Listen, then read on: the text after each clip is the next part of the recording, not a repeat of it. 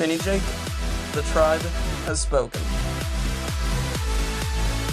Fuck you, Kevin. Aw, fuck you too, sweetie.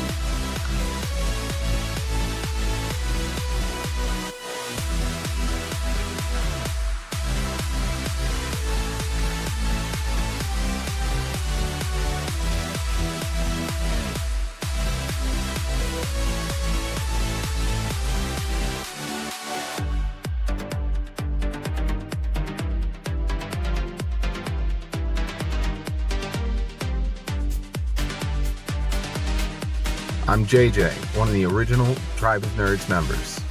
You can catch me on Marvel, Pokemon, and other gaming podcasts. What up? It's Josh, resident superhero nerd, but I also dabble in the occasional super villain as well.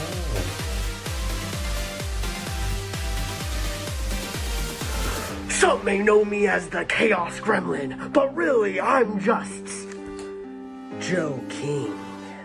Pikachu, use Volt Tackle! Good job, Pikachu!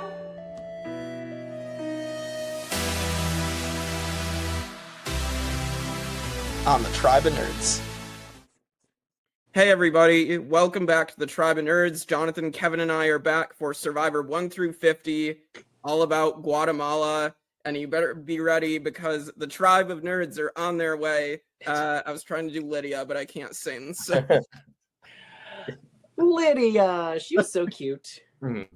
Like, I remember. Yeah, I can't wait to talk about Lydia, but anyway, yeah, we're talking about the introduction of the hidden immunity idol, a lot of other things that came into play here in Guatemala, so we'll talk about all of that from top to bottom, including our rankings. So, yeah, to start this off, why did you guys want to discuss Survivor Guatemala? I watched this live back in, let's see, this is like season 11, so this is what, 2005?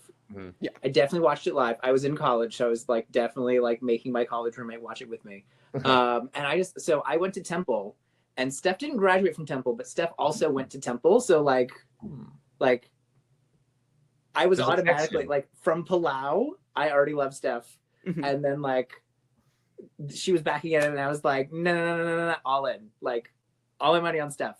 Love her. So this was just like her going out so early and here's her villains killed me. So like this was, I just have such a positive memory of this, which is a little not as good as I remember, like not as enjoyable as I remember, but I still love it because I love Steph. And I also back in the early days of social media. So Temple was a big school. So we were one of the first ones to get Facebook. So way back in like 2005, 2006, I Facebook friend requested. He's not my friend anymore, but I was Facebook friends with Rafe. Oh, wow. So because there was only like 1,000 of us on the website, it wasn't even an app, it was a website. So like I saw him on Survivor and I friend requested him and he accepted. So I was friends with him for a while. So That's amazing. So I just have very positive memories of this season. Yeah, understandable. Jonathan, why did you want to discuss Guatemala? Yeah, I had good positive memories and vibes from Guatemala as well. Like, again, I've seen every season in chronological order. Like, I started from the beginning. I got to when I got to this point, we're out of post All-Stars, going from Palau into this season. This is the time when I started hearing from everybody, like, once you get to the teens, it's when it gets really good, right? And so when I finally, like, broke through season 10 and got to here, it was just like off to the races with every other season in this second volume that we're talking about. Yeah. And it was just it was a pleasant memory and a pleasant season to go back and watch. And now that we're like out of All-Star era and post All-Star era, we're now in the Immunity Idol era or the Exile Island era, if you want to call it. This is like golden age Survivor right here. And it's a really good season. It's a really good season. I loved it a lot. Yeah, so obviously I didn't watch this live, but going back and watching. Were you even alive at that point, Jake? Like, oh my gosh, yes, dating myself so much to say I was 9. In college. I was 9. I was 8 years old.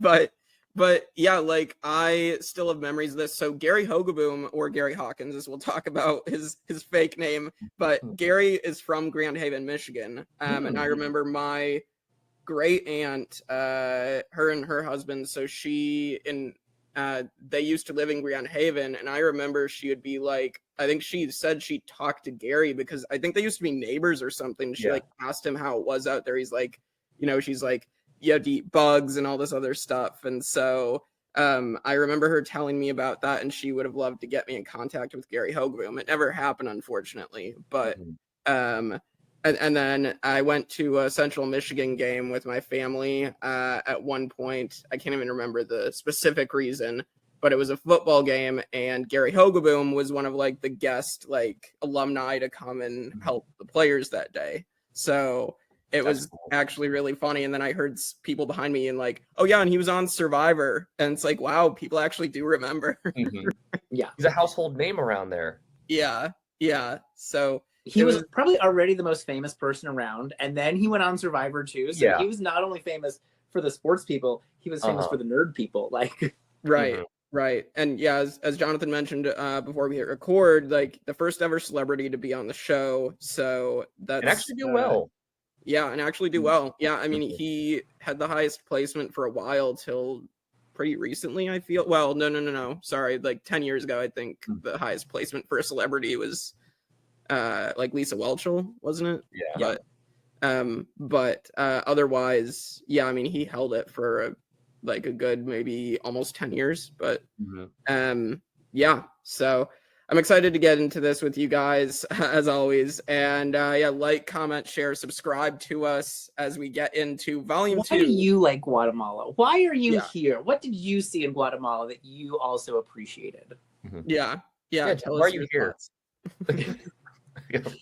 So, but yeah, subscribe, do all that good stuff, and let's get into it more. So let's talk about the cast. So we do have 2 tribes. Let's start with the Newbie cast, and then we'll get into Bobby John and Steph returning. But we have Yashawn Nakum. The newbies are already split up into their tribes. I mean, how do you guys feel about these 16 new players? I remember this was one of the seasons that I watched. I was very much like Brian at the time. So it was very easy to like slot myself in. So I was like, Brian, be friends with Steph.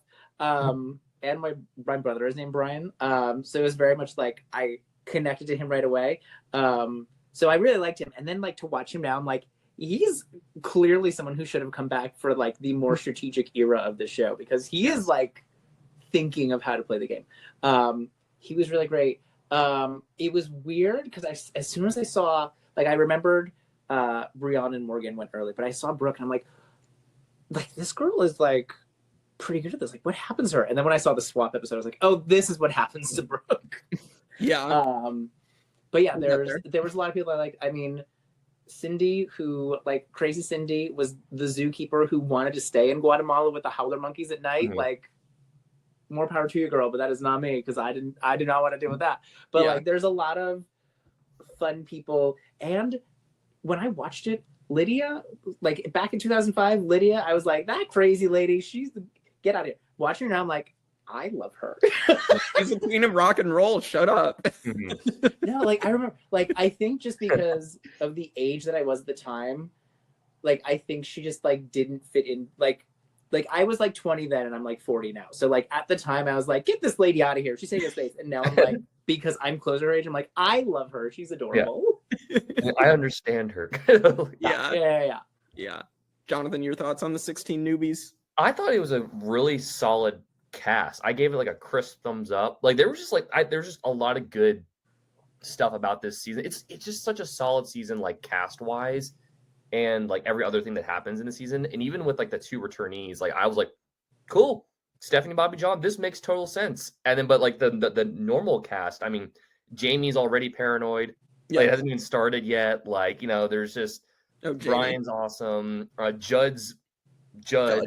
You know, Judd's Judd. Like there's a lot of good things going for the season. I felt like every single person there, for the most part, really got like kind of went 100% with it.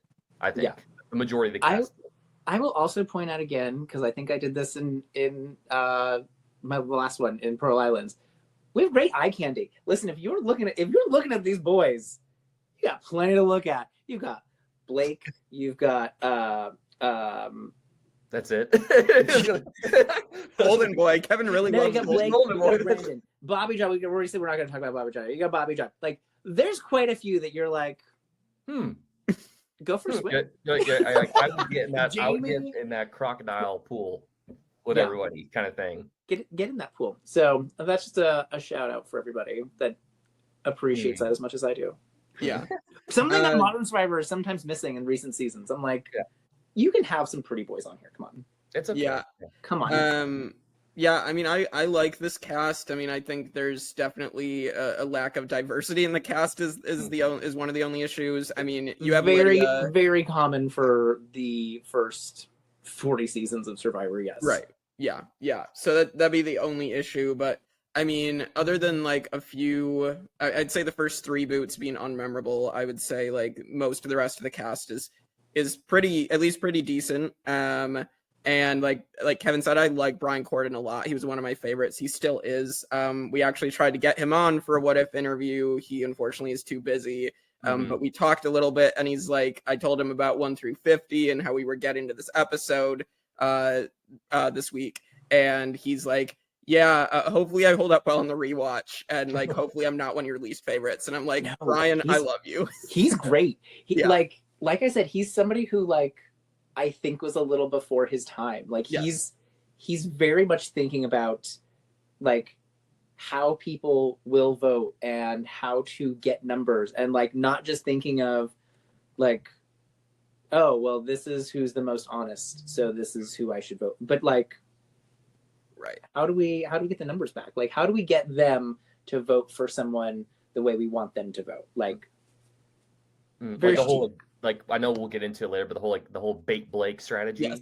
We'll get there. Using that as an example of like using like a characteristic about someone else to rile everybody else up, to let them. I'm going to hand them the shovel, and like, you can dig yourself in and it worked for a little bit. Such a good move, and it sucks that it doesn't pay off more, because I feel like Brian just gets screwed over because Amy and Gary abandoned him when they clearly should not. So especially for Amy. Yeah, especially for Amy. So I still like Amy as a character, but yeah, she very much. I love that accent. I love every time she gets an attitude and she gets beat you down. Drop more F-bombs, Amy. I love her. He was like, we're starving over here. And I was like, this is amazing. It's like, okay. Yeah, Amy's great as a character. Like, she is someone who I would love to see back just as a character alone. And I think I've heard she was in contention for like Heroes versus Villains at one point. But yeah, unfortunately it wasn't to be, because Jeff has locked Guatemala in his basement for the most part, aside from Danny and Steph. But like, and yeah, this is the first season. This isn't the first season where he starts wearing hats, but this is the first season where he just like consistently wears hats for every challenge. I remember that vividly. When we brought the cowboy hat. It was like 114 degrees, so it was hot, and it was sunny. Like, just watching this season, I was like, that place looked really hot. Like, really hot. And I know we'll get into it with the first reward. Yeah, reward. Yeah. Well, let's get into Stephenie and Bobby John pop up. So Jeff invites them into the ruins and is like, hey, we got one other tool for you. And Bobby John and Steph come out and start making their way down the ruins. And you have people being very excited for Stephenie. You have people just kind of being, oh, cool, Bobby John. But like, it's just funny. And then like, you know, there are people like Jamie who are like, I hate that Stephenie's here. Yeah. So, but what are your guys' thoughts on Steph and Bobby John being back? I love Steph. I have my name. I love Steph. So yeah, bring her back even more often. Well, she's coming back for 50s. That's why I said even more often, because it's been since 20. It's been 30 seasons. Right. Yeah, she's great. Bobby, sweet summer child, Bobby John. I said it all through some other seasons. Like, we love a lovable idiot. And Bobby John falls into that category. And is he going to out-strategize the rest of this group? No, he's not. No, he's not. And that's okay. That's okay. That's not why you're here. No. You're here to be likable. You're here to be a hard worker. You're here to give it your all. To make funny faces during challenges. Yes. Yeah. Scream. Scream nonsense, Jamie. That like I think he did more of that this season than he did in Palau. Yeah, well, like he screams in the tug of war challenge randomly. That like, was, his crazy face in the tug of war challenge. Yeah, I'm just like, Amazing. Bobby John, what are you doing? It's like I don't know if I like this or not, but I think this is kind of funny. But it's like we're gonna keep you around for a little bit. He's I hulking out. remember. I didn't do Palau, but I do remember from 20 years ago. I do remember him like they had to like walk across a barrel. Yeah. He fell off, and he's like trying to crawl back onto the Jonathan and I barrel like talked this, about and just that, keeps rolling, and like he got all cut up from it, and I'm like, it's just that. It's just more of that. Yeah. Like They- that energy. Like, Again. I think from that perspective, they were cool with bringing Bobby John back as well. Like, it just worked out that they're like, okay, he's a spaz and he's a crazy person, so he's gonna be fine as character. So, like, he's not boring. Oh no, not at all. So, yeah, I mean, I think this is a cool twist. So originally, a couple things about the cast as well here. Yeah. So originally, it was either going to be Scoopin' and Roger instead of Steph and Bobby John. Thankfully, that did not happen. No. And then Jonathan and Wanda, but then they decided, because of them not getting picked to be on the tribes in Palau. So they're like, Steph and Bobby John became so popular when they were the last two, so let's bring them back instead. It makes so much sense. Who that was watching Survivor in 2005 didn't love Steph? Yeah. The answer is no one. We all did. She was amazing. Oh yeah. So like, if you can capitalize on that and bring her back. So like, who are you going to bring back with her? Like a lovable spaz. Right. So like, the one that makes the most sense is the one who was the last one standing with her. So like, Yep. And then the other casting news. So Tina Shear, Timbertina from Panama was supposed to be on this season, but then her son unfortunately passed away in the car accident, and so she got put on Panama instead. So and also, fortunately, I read that Hunter from Marquesas was supposed to be on this, but he turned it down. Who was supposed to be there with Hunter? Gina? Like, I have no idea, but I was doing some research and I was like, yeah, Hunter from Marquesas got the call and he turned it down, and I was like, oh, well, I mean, I would have been okay. I would have been better off with him than Roger and Scoopin', but I like Roger, but like, yeah, I don't know. So like Roger and I understand Scoopin', why they eventually brought it back, why they wanted to bring him back, because like the potential of like what could have happened if he didn't fall in the fire. Right. But like, what was left for Roger's story? Like, yeah, I don't think I needed that. And like, so glad he didn't. What was Roger going to do in 114-degree weather at like? That's what I'm saying. What like? How was that going to go for Roger? No, Roger was going to end up like Jim does on this season. I could absolutely see it happening. So, it doesn't help Jim that Jim like hurts his arm to the point where he's like, he says he like tore his bicep. He's like, no, this is done. Yeah. So that doesn't help. Maybe they would have voted out Blake or Bobby John for like their eyes rolling back in their head, if not for the fact that his entire arm was now useless. Yeah. That definitely didn't help. Well, let's get into that 11-mile hike now. This twist where this reward challenge, they have to get to their camp, the first camp on the path, and the first tribe to get there wins like the chance to make the ruins their camp. So, this is where half of Nakum almost dies. It's very convenient that it was an 11-mile hike. This is the 11th season. Haha, look at you, Jeff. Like, look at you go kind of thing. I don't think they were really thinking about it. But again, everyone almost literally died on this hike. And it's like hot and it's overnight in the jungle. And I'm like, I was shocked watching this. Like, I didn't really remember the scene. I was shocked watching, like, you just sent them literally through thick jungle, like rainforest with a machete. And like, they were just stopped and they're like, you can't do that to people. Yeah. This is people die. Like, what are you doing? Yeah. So that was a little crazy. Like, I don't know. There was like, they came up to the road and I was like, were you supposed to be on the road the whole time? Like, what's going on here? Yeah. It was crazy. And like, Blake gets the poisonous branch that goes into his shoulder and like, he's literally vomiting for like the first 5 days. Like, it's absolutely insane. Like, when they get to there, like, is that whole like sequence just kind of reminded me, because I was like in the military, and so that kind of whole just ordeal reminded me of something that you would do like in in dense like woods, where you're just like running through it and you get on a random trail like that, and you have to like beat some other group to the end of wherever you're going. I'm like, that whole like sequence just reminded me of something that like I feel like they're like, this is like probably the most intense thing that Survivor has done up to this point, and it's probably one of the most intense things they've ever done in any environment, is make your. And you did that in military training. We have a magician's assistant here doing this. Yeah, like, she's like, guys, like, and they made her disappear in the woods. Like, and she like popped, like poof, I can't find her. Like, it was just very like like that whole like just open area of jungle, like wooded area, and there's just one random trail that leads to who knows where, and then they don't know if they're ahead or they're back, and then they all conveniently end up right behind each other, and like, we gotta go, and it's like run, but that looked excruciating, especially if it's 114 degree heat in Guatemala. I'm like, and it's the rainforest, so you know it's so humid. No, like it's howler monkeys going off all the time, like not like that's like. Yeah, I could not do this. Like I'd be exhausted. I'd be dead. I would do this if I get on Survivor and Jeff is like, oh, by the way, you just have to like cut a hole through this rainforest and get to your camp. Well, okay, there goes all my energy. There goes the breakfast burger I had as my last meal before we started, because.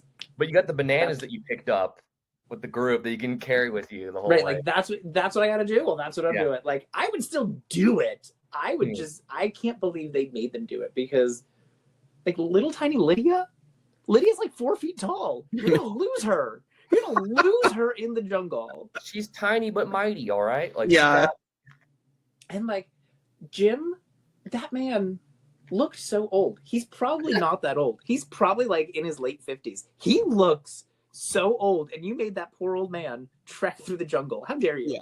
Oh, he was. I got his notes pulled up. He was 63 at the time. Oh, okay.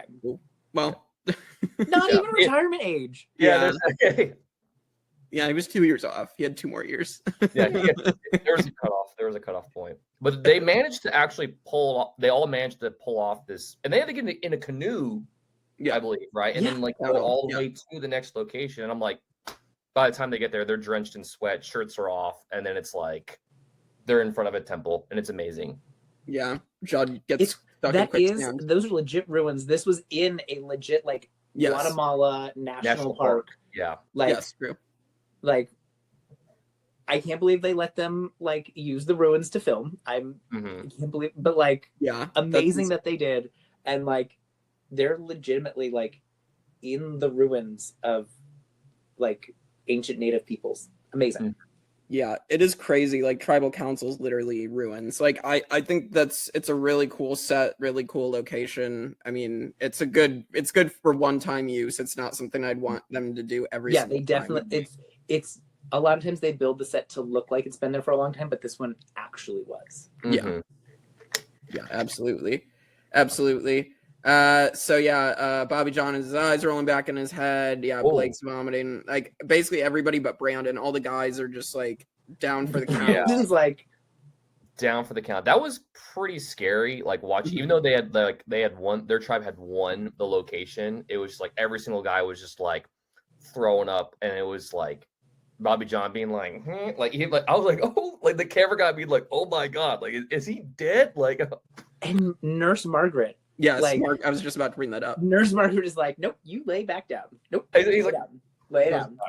Thank God for Margaret in this early going. Like, she was the saving grace of this tribe, and unfortunately, she doesn't go farther despite saving half of them. So. Saving half of them. The swap did her no favors. Like, I feel so bad because she should have been set up to go further because of like her early like help.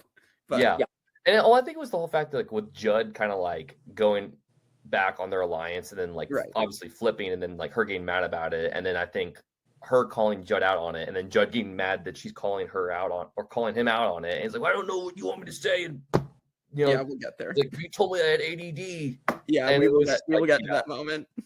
So, Yeah, I mean, let's skip ahead now to the immunity challenge. So because Nakum is so depleted and everything, Yasha is able to win this challenge, which is very physical, of dragging this boat across these logs. Again, I love when they used to make these challenges fit the theme too. Like, this is a lot of stuff the Maya do, and so like, just it was so unique.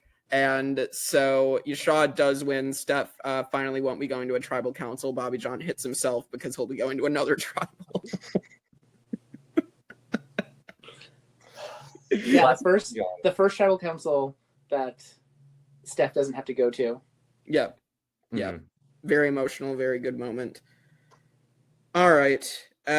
So yeah, first tribal council ends up being Jim, voted out 8-1. He apparently voted for Margaret, which I don't really understand, but they didn't even show the vote. So goodbye, Jim. I mean, what are your guys' thoughts? I mean, I can bring up the rankings as they stand real quick before we get to ranking Jim, at least the top 10.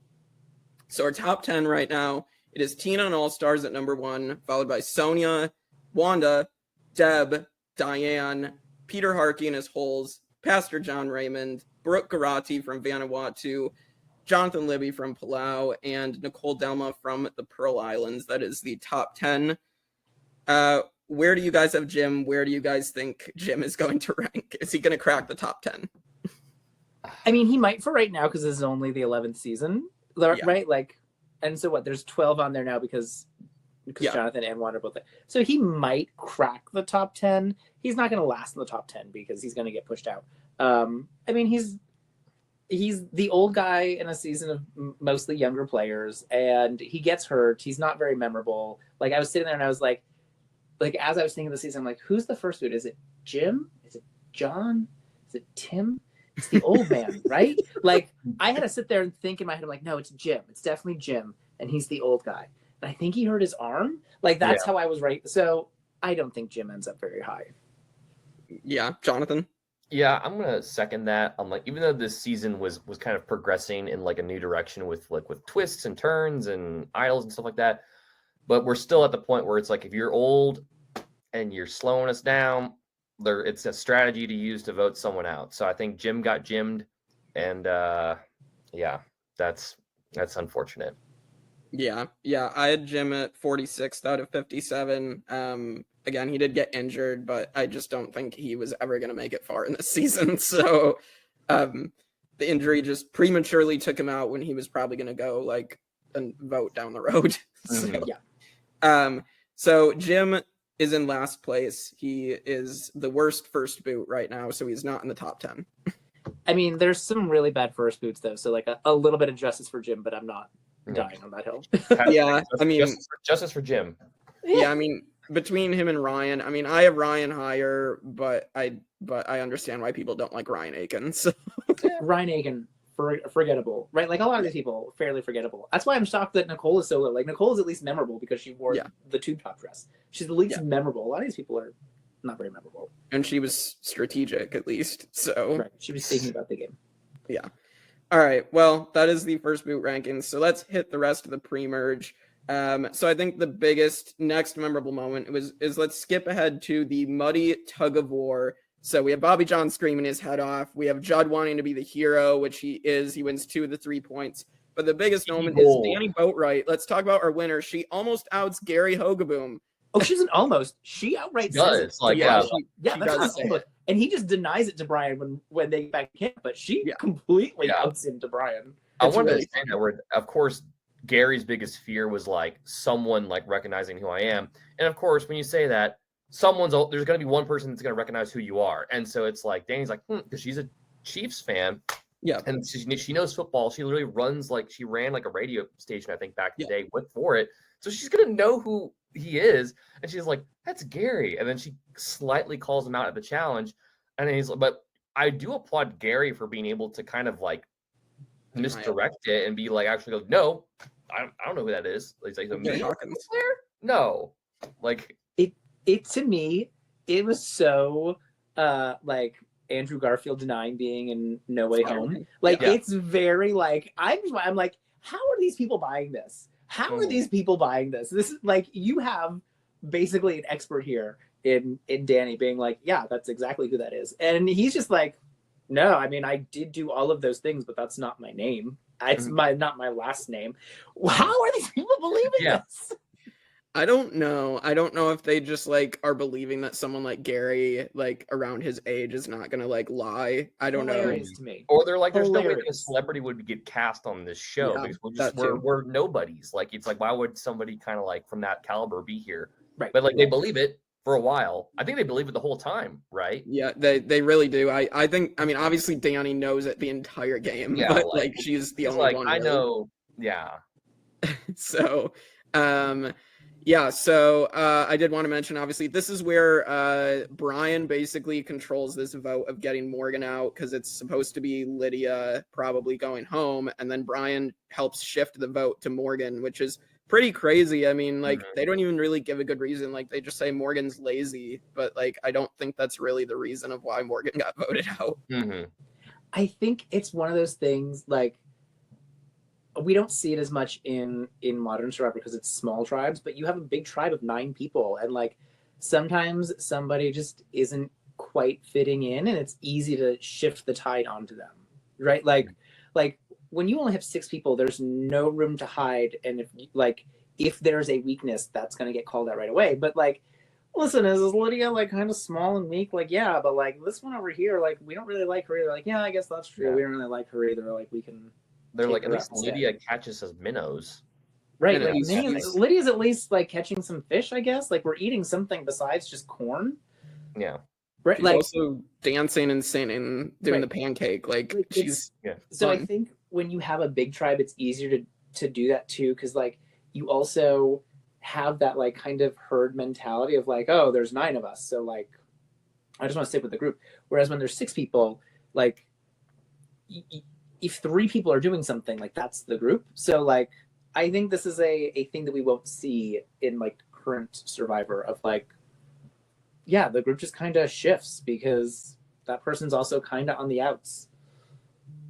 It was weird because I didn't think she was weak. Like, no, she was doing decent at the challenges. I'm honestly shocked if they were gonna not have it be Lydia. Why wasn't it Brianna? Like, I was like, why not Brianna? Yeah. Yeah, she doesn't know what a pick is. That's still the funniest, like one of the funniest things, because that's that's where Steph is starting to unravel and become the more negative kind of villainous character. Not a super villain, but like she's not like the sweetheart that she had been.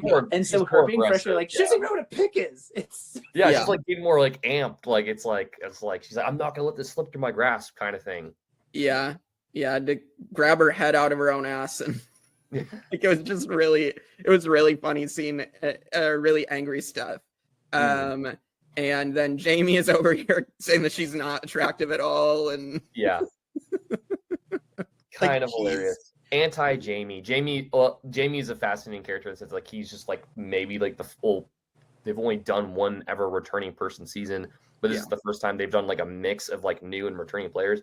And he's like the first ever like anti-fan player that's just like, I don't want this person here. I want them gone. Where everyone's like, ooh, like we're so excited. He's like, I don't want her here. But like they end up working together for a while. So it's just kind of fascinating to see his just like, he's very anti, which I kind of like about him, which makes him funny, I guess.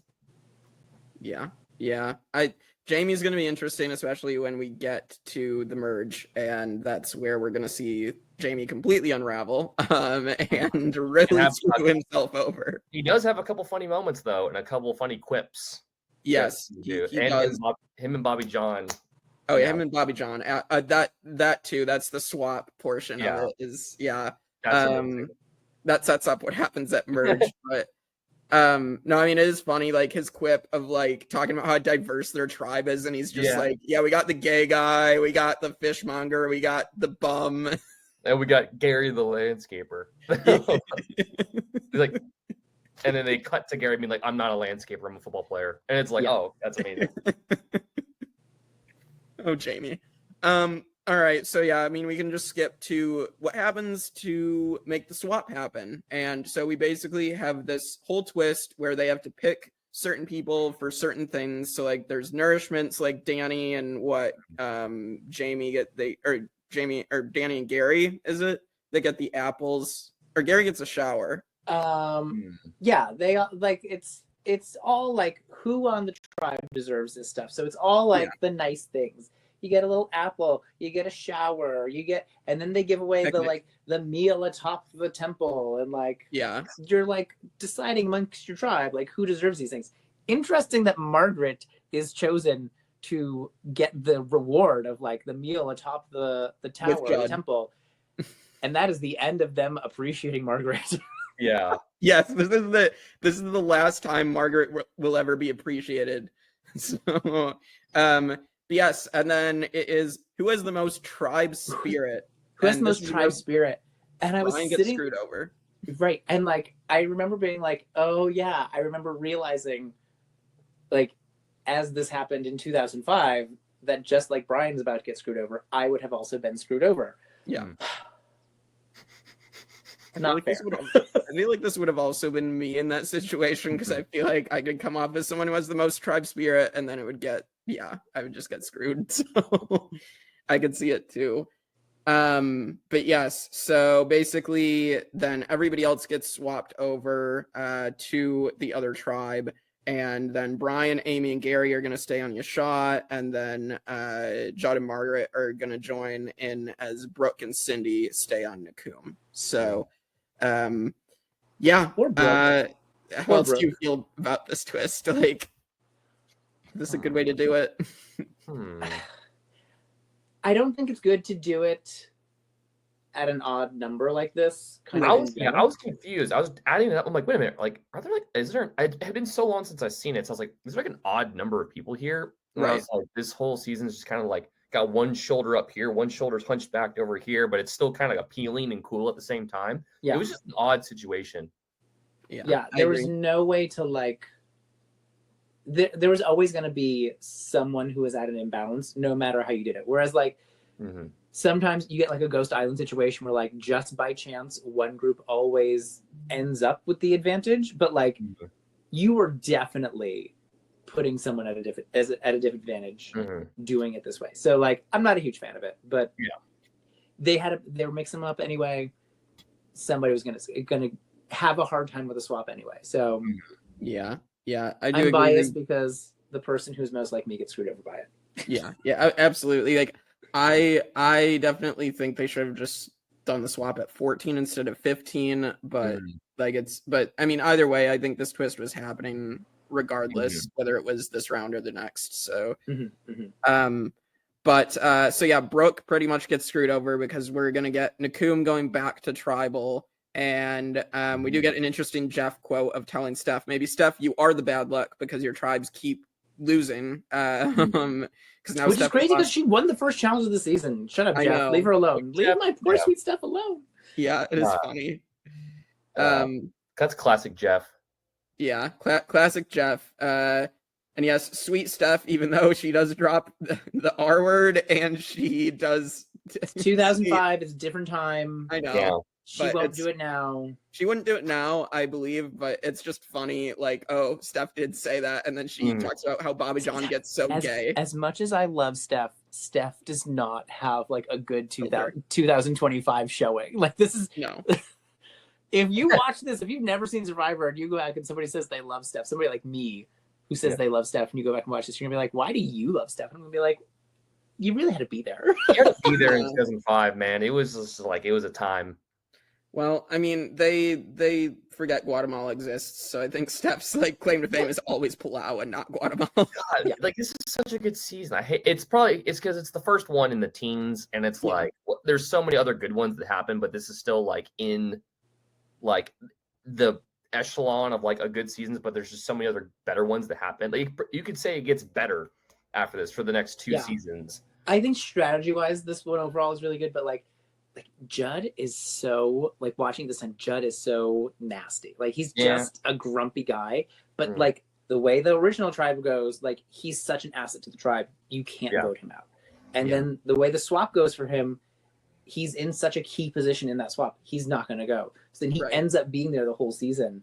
That like I understand people not loving it. I still like it. I still think it's a good season, but I do understand, like, yeah, there are some things about this that are not so lovable. But I still like the season. But yeah, let's talk about Judd being in that key position, as you said, Kevin, with Swinning to take out Brooke. And poor Brooke, I mean, I don't even think like she was given a real shot to show her. I think she even says in her final words of like she never really got a shot to show what she could do. Yeah.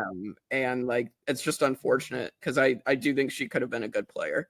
Well, and she did well. Like she was on the winning team, but not dying in that 11-mile hike. Like she clearly was like capable of doing the more intense physical stuff.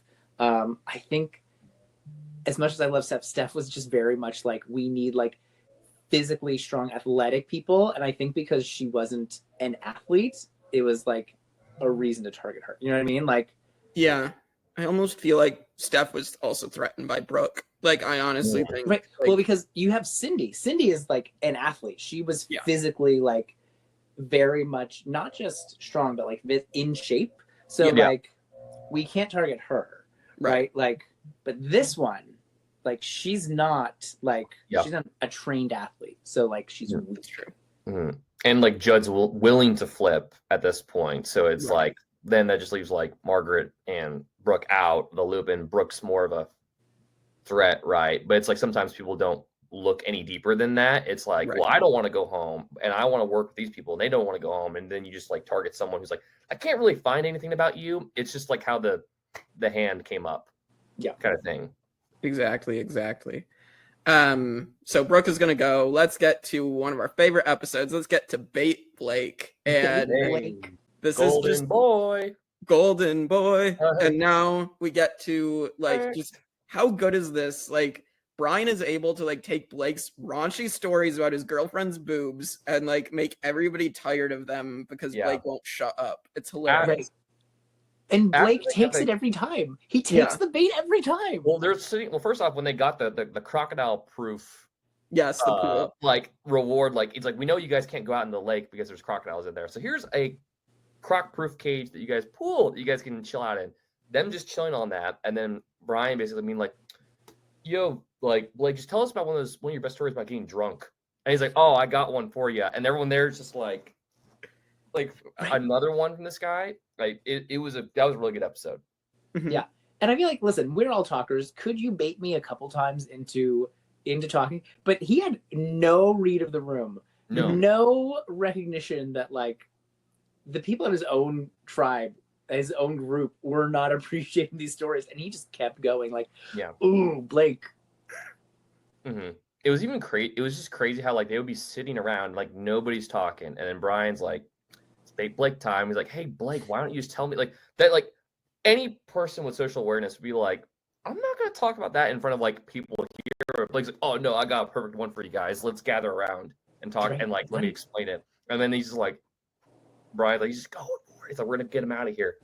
Yeah, it's hilarious. And like, but it's just like the fact again, Brian gets this to like happen and gets things to shift, and Gary and Amy like legitimately don't stick with Brian. This should be the thing that saved Brian to the merge. Yeah, it really should have been. And I will never understand Gary and Amy's rationale. I don't know if like part of me is like, did Danny make a deal with like Gary and Amy, like Danny and Bobby John, maybe like, or Danny and Brandon? Because I think Danny and Brandon, it's come out like they were super close. So like maybe it was Danny and Brandon that like made this deal with Gary and Amy, like, hey, if you take out Brian, or if we take out Blake, you guys get to take out Brian. Like we can kind of go tit for tat. And then they were hoping they would win after that. Maybe that's what happened. It just didn't show. But yeah. Well, and Brian even says that like just kind of socially, he doesn't really like. He was making himself fit into that group. He didn't really fit into that group. Right. Like they were all like different types of people than him.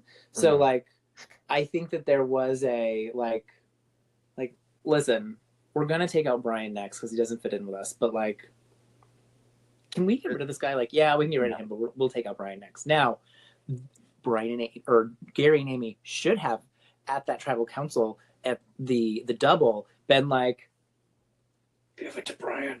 Give it to Brian. Right? Like they should have been doing that. Especially Amy, as it would turn out. But yeah, I think that was probably the conversation was like Brian's at least a nice guy. He deserves a few extra. I think we'll that throw him a bone. Like, he makes a good point. It's like Blake's getting a little annoying. We can still keep numbers and get rid of Blake, kind of thing. Yeah, absolutely. Yeah, it's just very, very funny. Like, Blake can't even read the room when he's getting made fun of. Like, it's just so freaking funny. But yeah, I mean, we do get Bobby John and Jamie starting to scream at each other before we get to the next episode. So like, they're like, Jamie's, who's smiling now? Who's smiling now? And I was like, it's Jamie's first Jamieism that he gives in this season. I'm like, this guy's he's losing his mind more and more as the season progresses, and it's magical to watch. Well, can we point out this is also after he fails to cut a rope with a rock after Brandon just destroyed him? Okay, but like, let's like take a minute to appreciate. He just gets a sharp rock, and somehow, because if you just give me a sharp rock, I'm not going to immediately completely demolish a rope. The way Brandon's just like, oh, cool, cut. Because he's like, his whole character with first off, shout out to Brandon. I really like Brandon throughout the whole season too, and his whole like character, you know, he's on a farm and stuff like that. So I feel like his character and his skill set actually like applied really well to Survivor, and it was just like one of those things where, you know, not having the numbers and then like going as far as he did. But you know, to the rock thing though, it's like Jamie's struggling with the rock, but I feel like Brandon would be somebody to know how to cut a rope like that with like a sharp object. He goes like, and like gets it, and Jamie's just kind of like doing his thing. Yeah, he's like trying to like cut it with a butter knife. Yeah, and, like, bah, bah, bah, just like goes. And he just bam. Not even doesn't even give him a chance to like turn around and like, how are you doing this? Because he's just done. Yeah, just done. Yeah, it's very funny. Well, past the Blake round, so Blake gets completely blindsided. We go to the double boot round, and this is with the giant boulder, and we have to bring up now Bobby John versus Jamie, screaming in each other's faces. What are they even saying? It's just nonsense. Yeah, it's amazing though. Like, but it's like Jamie, who's going crazy, and we know Jamie at this point, and we know what Bobby John does at this point because we've seen him in Plow, and we know exactly that Bobby John's going to spaz and make faces and make noises and stuff. So it was just kind of like the meeting of the minds a little bit. Of them, like, you know, the lack thereof, mine. But it was like they made a comment about it. Like I think later at the reunion, where he's like, "I'm from Georgia, he's from Alabama. Like we're two. Like they're kind of cut from the same cloth in certain aspects." So them just getting like amped and like, "Let's go!" And I was like, "This is ridiculous," and it's awesome to watch at the same time though. And them have like their own little rivalry with within the game. Yeah, well, and if you notice also Bobby John during like the Boulder challenge, like slamming into the rock with his shoulder. Like I don't even know how that. Like we see all like the scabs on his shoulder. I'm pretty confident they were beat up from that. They all like they had them on their faces. And he got rolled over like twice. Yeah, like again. Amy must have permanent damage to her ankle from everything that she went through on this season. And she still stood up and got like the boulder across for a point. Yeah. Like, and she wasn't like quitting. Like she just like got hurt. Like it wasn't. Like, she's giving her all, but she's just like getting hurt. And she's like, "Ow!" And I'm like, "Crap!" Like okay, right? Yeah. Like her doctor probably yelled at her when she got home. Yeah. Like, what the go? Yeah. I really like Amy. So then they have the chance for individual immunity. So we did see this in Vanuatu before. And then Palau to an extent, but so they have a chance for individual immunity. Judd ends up accidentally giving Rafe the ancient ruin answer, so Rafe wins the first individual immunity of the season. Good for Rafe. Yeah, good for Rafe. We'll talk about Rafe when we get to the merge marks. I think Rafe really comes alive at that point. Yeah, I'll talk about him later. This is just the beginning of Rafe. You know, this is the first of many kind of thing. And it's like, oh, you'll see his character progress more and more in the season. But I really liked Rafe a lot. I do too. I think Rafe is like what Brian could have become as well. Like I think they could have worked together. Like I would have loved to see Rafe and Brian actually work together more. But no, like I said, I feel like Amy and Gary, who would have known that Brian's getting the votes because they're putting the votes on him, should have been like, Rafe, give it to him. Like silently at Tribal Council, just like, give it to Brian. She It's needs it. ridiculous that they don't Like- when they have this twist there. I mean, Oh. they've obviously seen Palau, I think, at this point because they know what happened with Ibrahim. But yeah, it's But just even, very, like- very interesting. Like it's that to me is just such a like ball drop moment on their part that like Yeah, I absolutely. kind of don't feel bad for Amy in the next episode when she goes, because I'm like, well, You kind of did it to yourself. you kind of put yourself in this position. Also, I feel like this is where Gary potentially loses a lot of rapport with the Yashas because I think Gary actually had options out of these like swap Yashas, besides Danny, obviously, but Gary could have gotten himself back in, and I feel like him voting out Brian kind of loses him trust, like starts to lose him trust, and then I think he completely finishes that by trying to vote Jamie out. So, but. Yeah, let's get to Nakum's side because this is where Judd starts being Judd and starts drinking all the alcohol, and then we're gonna get to drunken rant at tribal council, and we get Judd getting up and saying that Margaret told him he had ADD. And How dare you? He probably does. Like, like Kevin in this is probably 2005. solid medical advice, Judd. Like, you should probably. What's the opposite of a grain of salt? Like, you should take it with the opposite of grain of salt because you should get diagnosed and get a medication. Like, we love you, Judd. Come on the show.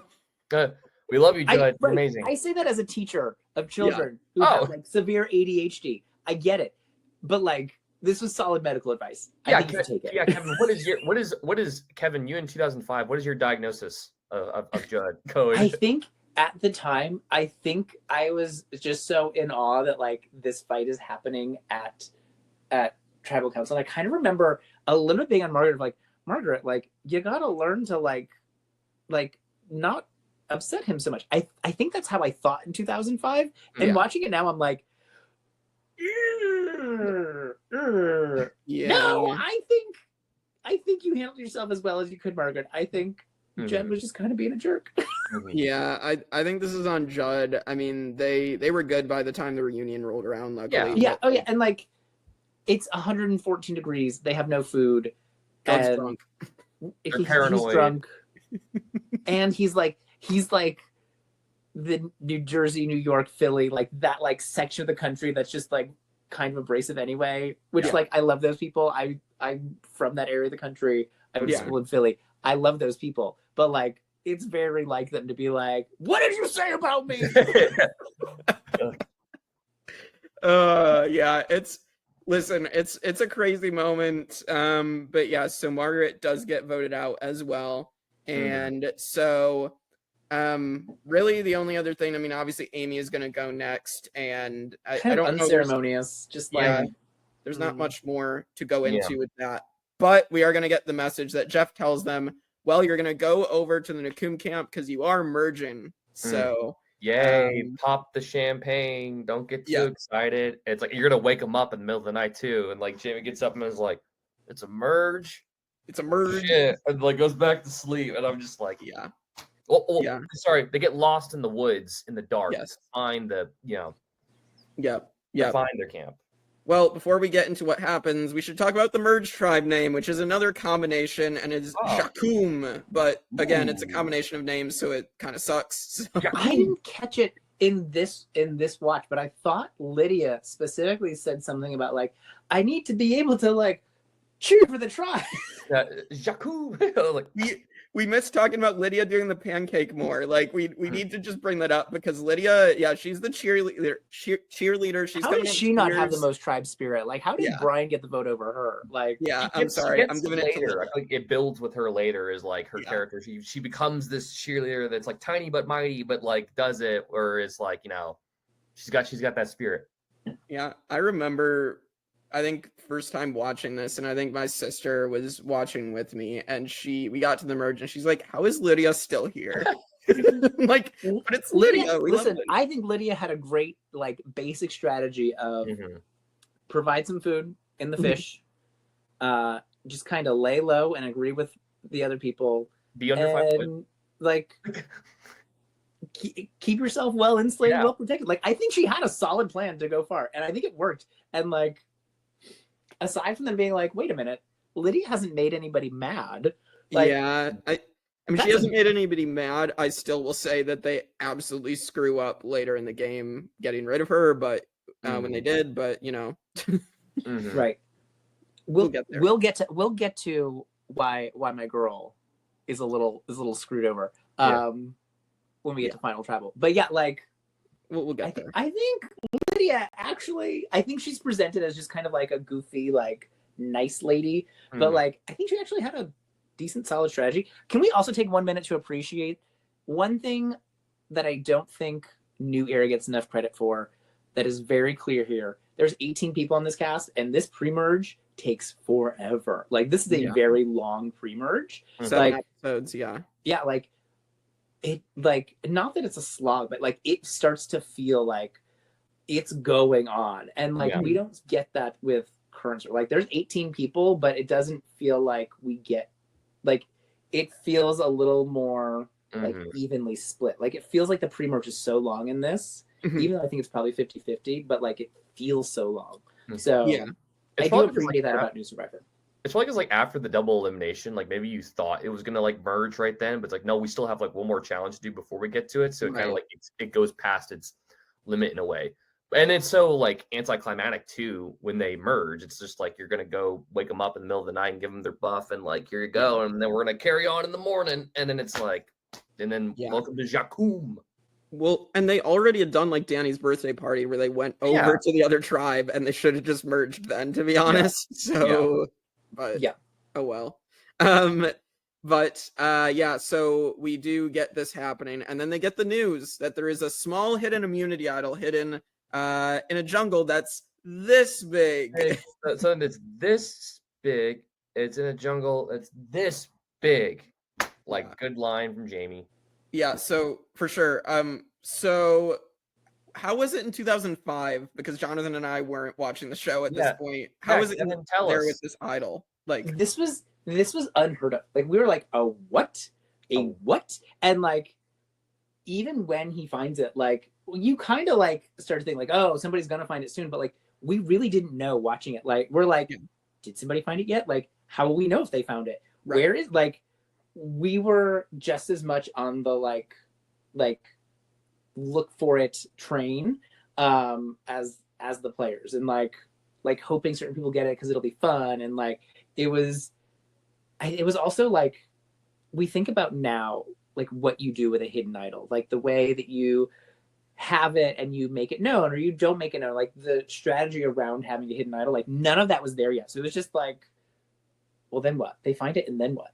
Right? Like because they're openly looking for it, and they don't even don't even care about like getting caught looking for it, kind of thing. They don't know. They don't really know exactly fully what they know what it does, but they don't know like how you can use it for different ways, like secreting it, keeping a secret, lying about it, like having someone else hold on to it, kind of thing. Yeah, it's so interesting because it immediately changes how this game is played. To have extra immunity out there, how it was in this season was it was basically extra individual immunity, like you would win in a challenge, so you would find it, and that we found out you would play it when you would have a necklace and have the ability to give it up. So, which I'm glad, obviously, they changed it as we go through. They've obviously done every single facet of when you can have this immunity idol. And I probably think this is maybe a bit more interesting than when we get like the super idol in the next couple seasons, and in like, you know, when we get the super idol back. But like obviously the normal idol is the best way to do it. So we get to our first individual immunity, and I think this is the first time that people are allowed to eat or sit out. And I can't remember another time. Maybe it is it. If this is the first time, amazing. We should do it because I love that idea that like so you're so comfortable. Like who from your like comfortable group is still gonna try to win for that group? Like I love it. I love it. It's so like mean to do to them, and I love it. Like it, and they do make it mean when Jamie starts like harassing Brandon and Bobby John. Like he's like, so it's like we're getting the like again. This is another thing that we're getting gameplay wise, where it's like, oh, it's the first time that you can sit out or like whatever. But again, people aren't really using it for strategical reasons. It's like, I'm going to take my whole alliance with me and like sit them on the bench and have the 2 people that are going to get voted out right there. It's still a combination of like an OG, like original Survivor move to do, but like playing with a new toy, basically. And Jamie just sitting there like, you know, licking his fork, being like, you know, Brandon's like gonna go next, or he's talking shit to them. Yeah. And then Bobby John's just getting pissed again, and they're having their spat. And I love when Bobby John just like says like, I can say it because I can. Like he's got like the pot on his head, or he got the bag on. He's like, he's like, I know I'm screwed anyways at this point, so I can just say what I want, kind of thing. You got no class. You have no class. Like, just shut up, dude. God. That was such a you got no class. I got no what? Like, they were so mad, and I was like, what an insult. Like, yeah, it's so funny. And then Judd's even getting mad at Jamie talking. Like, it's really crazy that Judd of all people is getting mad. Like, Judd, who was like one of the meanest people. Yeah. From an area of the country that is known for that type of, and I love those types of people. But like, bro, you're over here like you were just yelling at Margaret 2 episodes ago about ADD. Like now it's like not even letting her speak and defend herself, and now you think that this is a problem. Mm-hmm. Yeah, love you, Judd. Love you, Judd. Come on the show, as we said. So, so Gary does win the first individual immunity because they do go to a tiebreaker, because only Danni drops out because she says beforehand her head is the wrong shape to put the spot on, but which is funny. Props to like the people who didn't need it but competed anyway, because that would be me. Yeah, you're lucky to get one chance to play Survivor. Play the game. Like you have the rest of your life to eat. Like right. Play. Yeah. I think Judd and Cindy probably made a really good move, in my opinion. I mean, it doesn't matter for Rafe and Steph. I think it does, because people get mad at her eating all the time. But like Rafe, I don't think it matters. Lydia, I don't think it matters. So they were fine to do that. But Steph gets the Eva treatment. Yeah. Now that you say that, it is actually funny, because when we talked about Eva, I don't think we brought up Steph when we did those recaps, Kevin, of like. I didn't remember this happening, like, so specifically, of them being like, she eats all the time, like. Yeah. It's very much 20 years later, I forgot that detail. Yeah. So, all right. So basically Gary wins. We get back to the camp, and basically it's between Brandon and Jamie. The 4 outsiders are really trying to get things going to get people to flip on Jamie. And so we're going to get to tribal. We get more Bobby John and Jamie fighting. And this is where, like Jonathan, you said, like the Bobby John, gosh, like, God, dude, shut up. Like, it's just like they're just going at it. Like, it's very typical from 2 dudes from the South. They're really like 2 states that mirror each other. They're just like, and it was just like, okay, like that's a relationship that makes sense, of them being like just butting heads with each other the whole time too. Yeah. Yep. So Brandon does get voted out 6-4. It is wild to me that like the swap tribes are what determines this instead of the original tribes. Yeah. Like, it is wild. Like, I think Brandon could have been a good player. I think he could have been someone that came back had he made it a little farther, because I actually really liked his personality. I liked him as a character. And again, him and Danni were really close, underreported stories. So I think this was a move. Really, I think this is a move. One, I think, is Bobby John pleaded to Stephenie to let him make jury. I think that's one thing that saved him.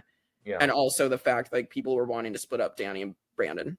Yeah. I remember that scene when Bobby John was talking to Stephenie, where I think he just knew that like his time was running short in the game, and he was just like, listen, because like, come on, girl, like we were on Plea together.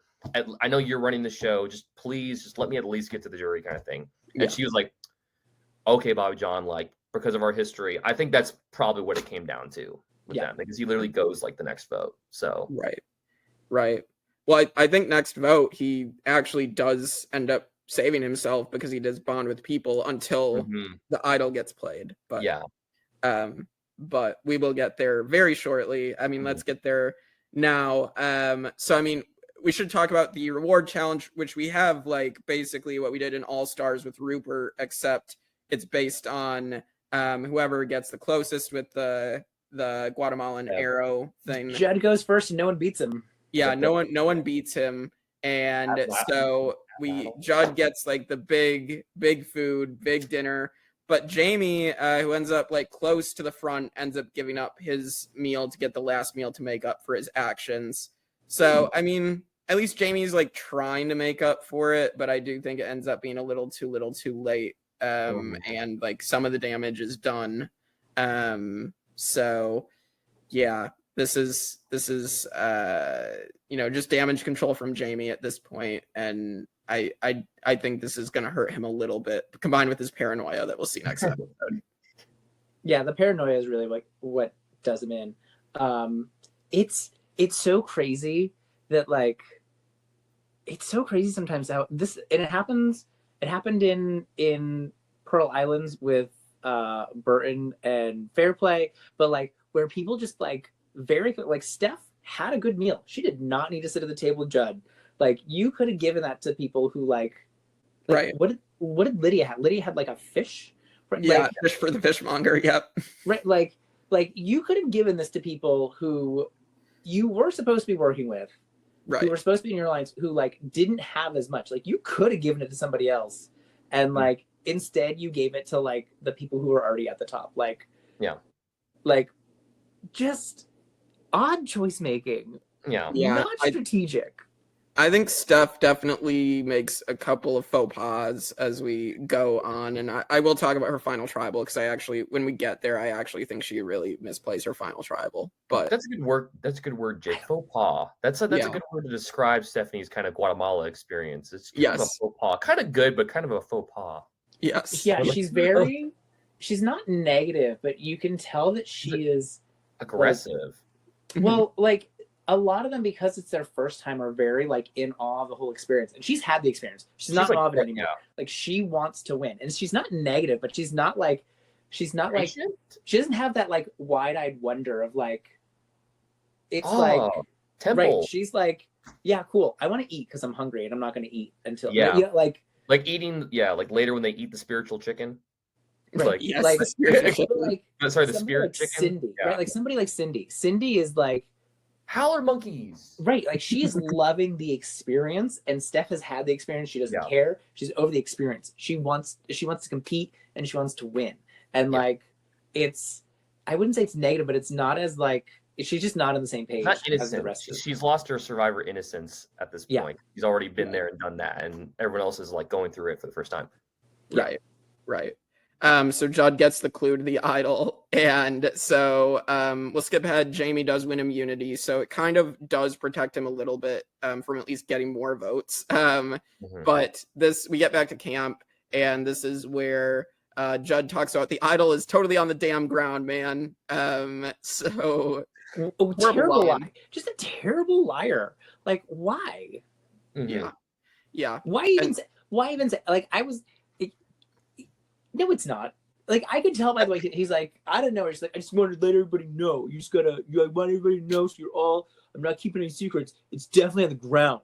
On the damn ground. Like, Judd had a lot of mans in there because Judd says man like probably 100. Doesn't he like when he tells, because he only tells Stephenie its location, right? And they go up to like the top of the temple where like everybody can see what's going on up there, which I just now realized that temple like becomes like this. Everyone's chilling on the ground. But if you have any like dirty conversations you can have with people, you go to like to the top of the temple, and I wonder what they're talking about up there. And it is funny. Like proceeds to come back down, like, guys, I got something to say. I'm like, really? What do you have to say? Like, what were you talking to Stephenie about up there? And it's like just, Yeah. Well, the clue, man. It's the first time. For sure. And I think this is where Jamie is mad that Gary has like thrown him under the bus, and so he's like, let's target Gary. Gary realizes he's potentially in trouble, so he follows Judd, sees that Judd is looking up in the trees instead of on the ground because Judd is just not a good liar again. And Gary, they cut out that Gary finding the idol. So on the show, we are literally seeing them go right to tribal council, not knowing that Gary has found this. Yeah. And then we are going to get to the votes. The Yashas or the Nukums are planning on voting out Gary. Gary plays the idol, saves himself, and you can tell that everything just changes to Bobby John at that point because now Jamie and Judd are like, I'm sorry, like this wasn't the plan. And so Bobby John is the first member of the jury and the first returnee in a captain season to get voted out. So that was crazy. Was that the first time? Because I had to do a rewatch of it, but I remember like with the dynamics of the idol of it. Now it's like they cast the votes. You can't play it before. I forgot how it was back then, but that's why it became so overpowered for the next two seasons. Like you could have it, show people that you had it. It didn't matter because like if the votes, the super idol. Name, do you want to play it now, even though you just know that everyone voted for you? Yeah, I'll play. So you could hold people hostage in the game. But I don't. Right. I think was this. Did they do that this season, or was it? No, this one he had to play it before they even voted. Oh. It was an immunity necklace, basically. Yeah, and then they just changed it for like the next 2 seasons, I think. And then after like Cook Islands, like, you know what? Let's go back to like it's too overpowered. Yeah, the way that they do it now is much better because it's much more of a risk. Yeah, right. Like you could play it right or wrong, because here, like you're definitely playing it right because you're giving yourself immunity, right? And like when it's the super idol, you played after the votes are read. Like same thing, you're definitely playing it right because you know your votes have been read. So like when you have to play it like after the votes are locked in, but before they're read, before they're counted, like yeah. I mean, poor Bobby John, but Bobby John was not there to be the strategic mastermind. He was not there to win the season. He was there to be our lovable doofus character, and we loved him for it. But his time was up, and that's okay. And he got his wish. He got on the jury. Yeah, he did get on the jury. He's the mayor of Ponderosa. So good on Bobby John. So good on Bobby John. I don't think he's someone that I ever want to see back again. I think his two Survivor journey, his arc, I think is good. So you mean you don't want to see him back for like, you know, the next time they do second? You don't want to see him on 51? You don't want to see him on third chance? No, I'm good without another Bobby John. I mean, as much as like it'd be funny to watch him scream in the new era and just like do a bunch of random shit, like I don't know. I mean, I don't know how like a 50-year-old Bobby John if he would actually do that much screaming, to be honest. I mean, I don't know that would he be 50? Was he 30 at the time? He was like, he said he literally says on the show, I think he's 28. Like he was 28 at the time in 2005. I was thinking he was a little bit younger. So I'm like, is he 50? He's 48 right now. Making 48, me feel old. God. I just don't know how he would be now compared to back then. I don't think he doesn't have as much like testosterone overload. I mean, maybe he's gonna take some supplements before he goes to the island. You never know. But yeah, so let's move on now. So this is where Jamie is gonna be so paranoid that he knocks himself out of the game.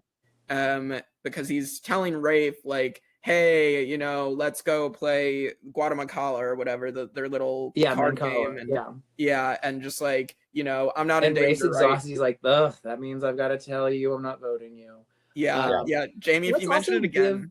Give Danni a little bit of credit here for like working her way in too, because this is where you start to see Steph be like, Danny's really cool. Like I could really work with Danni. She's cool. I like her. When they go to the reward together, like. Yeah, this is where you shouldn't do that, Steph. Like 2025, Kevin is going to let you know you should not do that. Right. Yeah, I mean, Danni definitely worked herself in. I think you can see some of her game. Like, I don't think she's one of the worst winners because she does work herself in from a minority. Like, that's hard to do. Yeah. And like wins when it matters kind of thing. Right. It's like she was literally worked herself up from the bottom. And there was I made a note about her for later, which was basically, what did I say? We'll get to it eventually. But yeah, she was playing a good game. And her going on that reward with Stephenie and Gary and Judd, and then them like, hey, there's a possible Final Four here that we could work out. But obviously Judd's just kind of like sitting in the back, like that goes against my plan.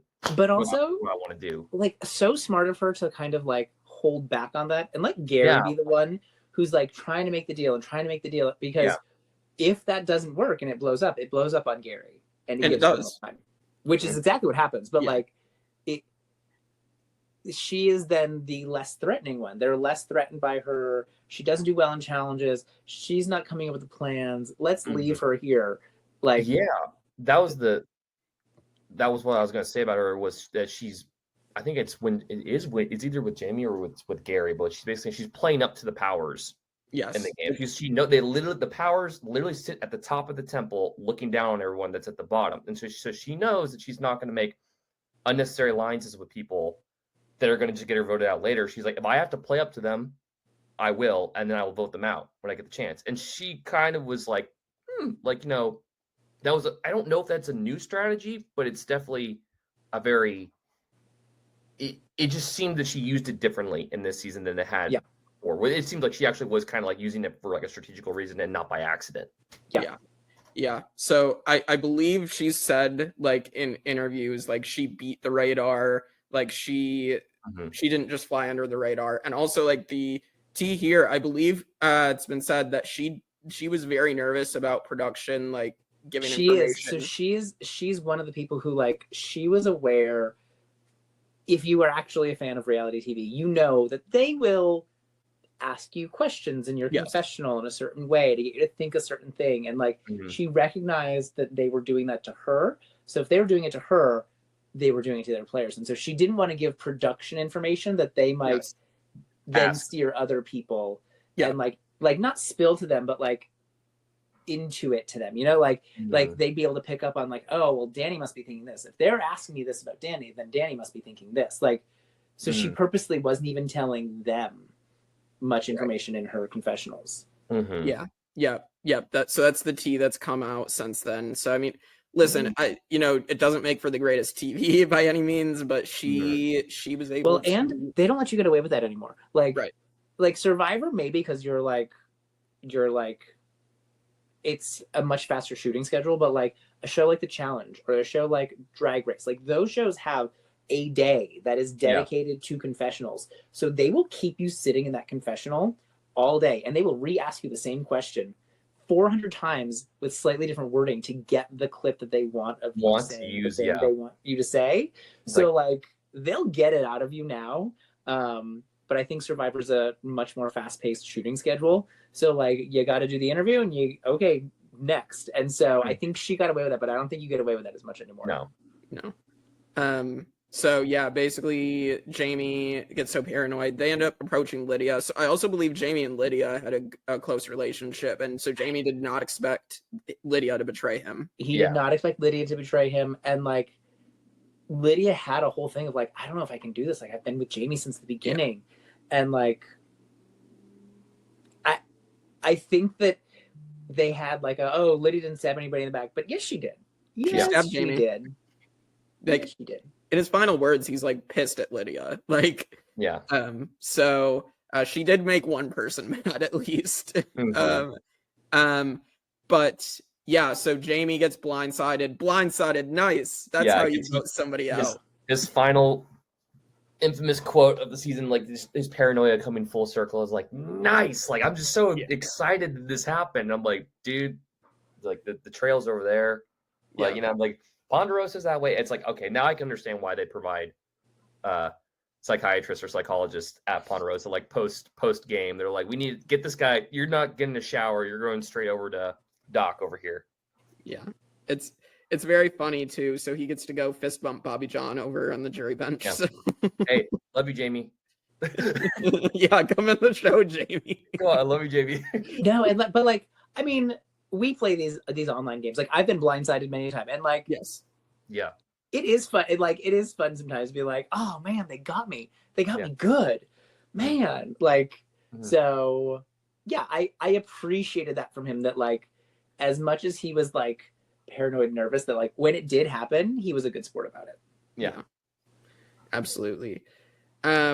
So yes, now we're gonna get to where Gary ends up calling out Judd on his way out at the next tribal council. Also says, if you want Steph's autograph, if you want to talk to Steph, you can just get her autograph after the show. Like, it's so good. So good. Yeah, it's such a good line. You have Jamie and Bobby John again fist bumping over in the corner and laughing together. So, but yeah, so Gary's gonna call out Judd, and Judd admits to lying after he's been called out. So.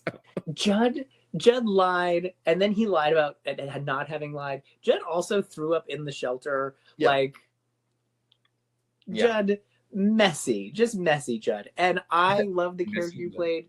You made the season what it is, but messy. Yeah. We will get to Judd's demise very shortly, but this sets it up because this is where Rafe realizes he cannot trust Judd. So for Rafe, we'll get to where I think this is a good move for Rafe, not necessarily for Stephenie, but and Rafe keeps winning immunities at this point too. Rafe so keeps winning immunity. Rafe he's won 2 in a row now. Rafe also like makes the like all the deals with Danni. So then it's like Rafe and Danni, and like really puts the rest of them in a situation where like they really have to go along with what they want. But yeah, the beginning of the fall of Judd from like the power position that he was in the swamp to like just he's fallen down this temple and he's hitting every step on the way down, and it's like Also, you know what? I don't feel that bad for some of them because you just let Danni get the immunity. You just let her buy this advantage. Like they just she didn't even spend all her money on it. Like no. Let's get to that now. So we get the family visit at the auction, and then Danni gets to buy an advantage in the next immunity challenge. Everybody's pooling their money to get the family visit, which I get, but I feel like happened first. She bought the advantage first. So like and it was like she only spent like if they had $500, she spent like $300. You could have outbid her. You could have like, and you let the one person who shouldn't have immunity buy the advantage, and it ended up being such a stacked advantage that like you did this to yourselves. You allowed this to happen to yourselves. I forgot that she bought the advantage first before they were pooling money. So and then because then after she gets that, then they start pooling money, and it was. I think Steph got Lydia's money. Yeah, well, her and Judd were pooling together. I knew that. Judd got Cindy's money. Oh, yeah, that okay. I think it was Judd got Cindy. Yeah, Judd got Cindy's and Steph got Lydia's. And they were like, they kind of if they put their money together and they had $720. Like Judd gets to 800, and like basically they stop counting. Like yeah. And then he picks Cindy because Cindy pooled the money, and picks Steph because he is the president of the Steph fan club, as at the moment.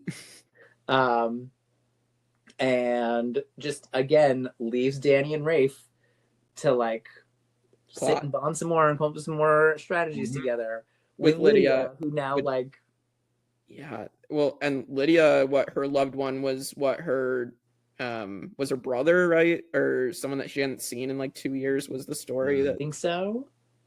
I think they said it was her brother. So, but just this is like crazy that you're not gonna let Lydia see someone she hasn't seen in like 2 years. Like, and again, like Judd, like Lydia had a fish like this big, and you had like a giant 3-person meal, and you invited people to your table who had whole meals for themselves. Like you could have invited Lydia, and then Lydia would trust you and want to work with you and like be indebted to you. And like again, listen, yes, you got to give it to Cindy because Cindy gave you the money. But now like Steph is already with you. Steph is with you. You don't need Steph. You need to keep Lydia on your side. Choose Lydia. Yeah, this was horrible from Judd. And we're going to get now to this immunity challenge where Danni does win immunity from this advantage. This is clearly like a major, I mean, I would say game-winning move. This is a game-winning move, but this is also like, this was such a setup. This is such a setup. Because whoever got that advantage was winning that challenge, right? Because you can swap with anybody. Once you have the areas defined, you're just going to swap with whoever has the most area. To move, Like, of course you are. And like, props to Steph, because Steph would have won that without that advantage being in the game. Steph would have won that. And I love Steph. And that's like, Steph is a physical player. So to do that well in like a puzzle, strategic, mental challenge, like good on you, Steph. But like, you should have blocked her from buying that advantage at the auction, because here we are. Here we are. So Danni does win, and now it's really between Judd and Lydia. Rafe manages to convince Stephenie to turn on Judd, even though she gave Kristen, Judd's wife, her word that she would not be turning on Judd. Yeah, this is terrible gameplay from Stephenie. For one, like, I think you can take Judd to the end because Judd's less likely to beat you at this point. Yeah. Because he's pissed more people off. Because here's the thing. I think Steph at that point is fairly well locked into what is she going to do otherwise, right? If it's already Judd, Danny, and Lydia who are already voting for Judd, you can for Judd, Rafe, and Lydia. Danny, Lydia. Rafe, and Lydia. Those three are already voting for Judd anyway. You can either join them and be with them, or force rocks. You can force a tie. Yeah. Which may screw you over, or your other option is just to throw your vote on somebody else and like not piss off that person as they go to the jury, but now you're not in that group. Like, so like she is kind of stuck in that position. But I think she could have jury managed that better of like, that giving him the warning, like, Judd, there's nothing I can do. Like that's where I think the screw up is. If you're going to do it, then at least like give him a heads up. But this is where Judd gives the iconic line of "I hope you get bitten by freaking crocodiles, scumbags." Mm-hmm. This is what I don't say this as somebody who is like hating on these, but so like such a like when I think of New Yorkers, I think of the people who like get annoyed when people like throw themselves in front of a subway train to like self-harm because like you're interrupting our day, right? Like that's very New York to like ugh, right? It's very that to me. He's very like ugh, these people. Yeah. He's like, thanks for inconveniencing me, guys. Right, like you made me come out here for nothing. Yeah. Any other thoughts on the Judd blindside here? Love you, Judd. Love you, Judd. Yeah. Thank you for all you brought to the season, Judd. Yeah. Chaotic and messy at times, but not the same season without you. Yeah, it is shocking that he's never. I think he's been asked back a few times, but I don't think he's ever been truly in consideration. Yeah. I don't think he would do well like post like the teens because it got to be too strategic. He was not like a super strategic player. No. It's just interesting to me that he was never actually brought back. But again, we've seen players here. We're gonna obviously keep talking about players in this golden age that probably should have come back by now, and they have not. So we'll get there the very next season. Many. Yeah. So, last episode before the finale, I mean, the main strategic decision now we have to talk about is Cindy in the car. So the car curse here. I was still shocked. I watched this live in 2005. I knew it was coming, and I was still like, Cindy. Yeah. Cindy. Like, and it was kind of like she was like, I don't believe in freaking curses. Like it was like it wasn't like she was like, I'm thinking about this. It's more just like, I don't care. I'm taking the car, and I'm like, that's not good. Like no one's ever made it past the car curse before. And she's like, they literally tell it to her. They're like, listen, there's a curse on this car if you take it. She's like, I don't care. I'm here to beat the odds. What do you call it when you like the thought process that I had was the same one that Rafe had of you can win one car or you can win 4 cars. Like win 4 cars. Like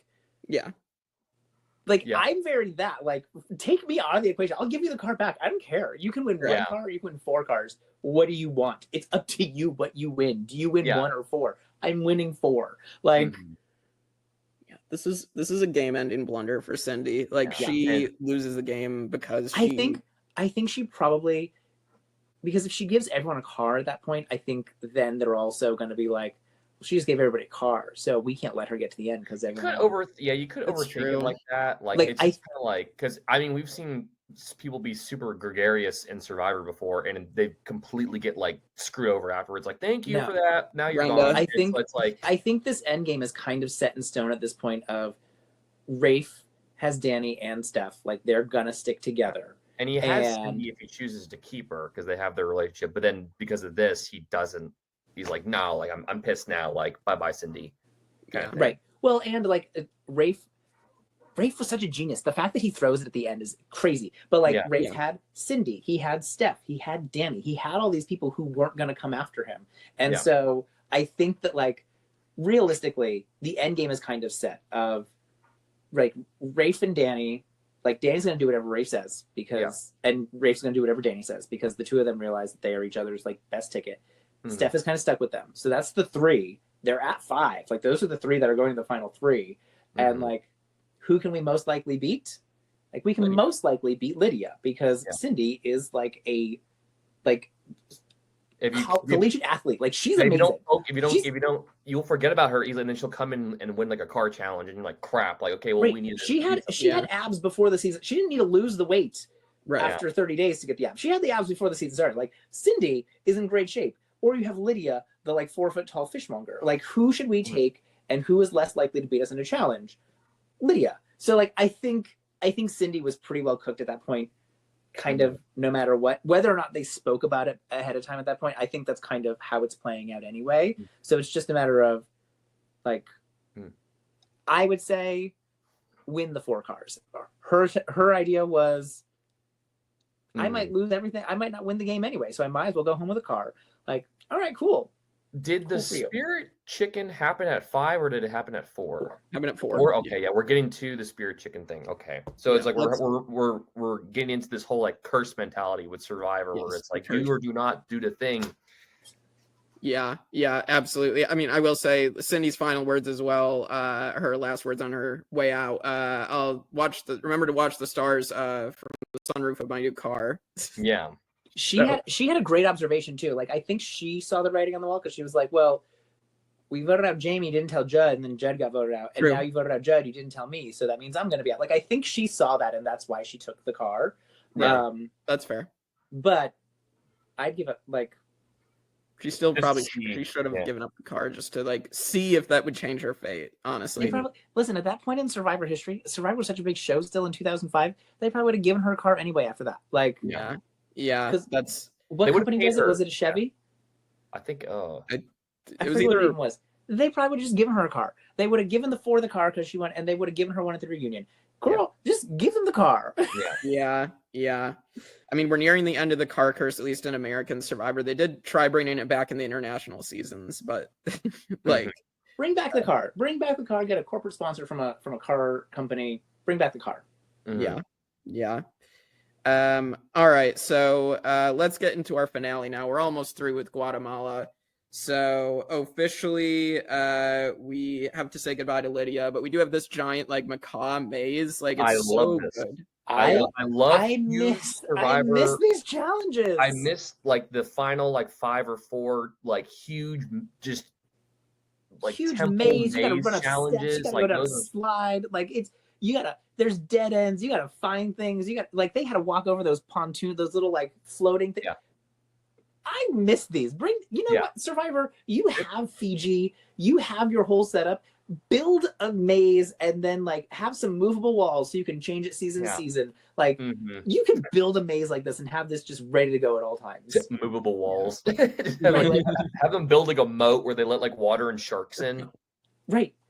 But yeah, like you could build this and you could change it up enough season to season where it's not the same exact thing every season. You could have this basically built and ready to go at all times. Like, come on, sir, bring back the giant maze where they're like, it's really fun to kind of watch them, like, because you see sometimes like they find the thing, they find the pieces, and then they immediately leave and they run into somebody. And you're like, do you tell them that it's right there, or do you not tell them it's right there? Do they figure it out because they see what like? I think that's so fun.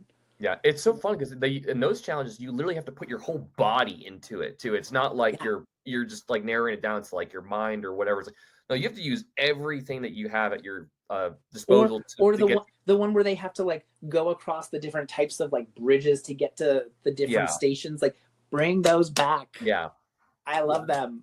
Yeah. Well, so Rafe is going to win his 4th immunity of the season. He was one off from tying the record, but couldn't do it. But we'll. You know what? Props to my little Mormon gay boy. So proud of him. This is why, like, why he was my Facebook friend for many years. I don't know when we stopped being Facebook friends. I'm not sure when that happened. I assume at some point Facebook got to be a bigger social media, and he was like, you know what? Let me like keep it to actual friends and get rid of these random people from 2005. But like, Rafe, Big come fan. on the show so Love- you can talk to Love Kevin. you, Rafe. Yeah, Rafe, come on, please. You're literally the dark horse. Re-add me on Facebook. Survivor. Yeah. Blah. But yeah, so we do have the chicken thing. We're gonna get to the tribal council where Jeff calls all of them out for eating the chicken, except Rafe Rafe. didn't eat the chicken. Yeah. Which Rafe- this is Rafe why I did not. thought I was already high off of Rafe. I thought he was gonna win. I thought like, okay, I didn't have this spoiled. Okay. I was like, I thought he was gonna win. And he didn't eat the chicken. And I was like, So back in he didn't eat the 2005, chicken.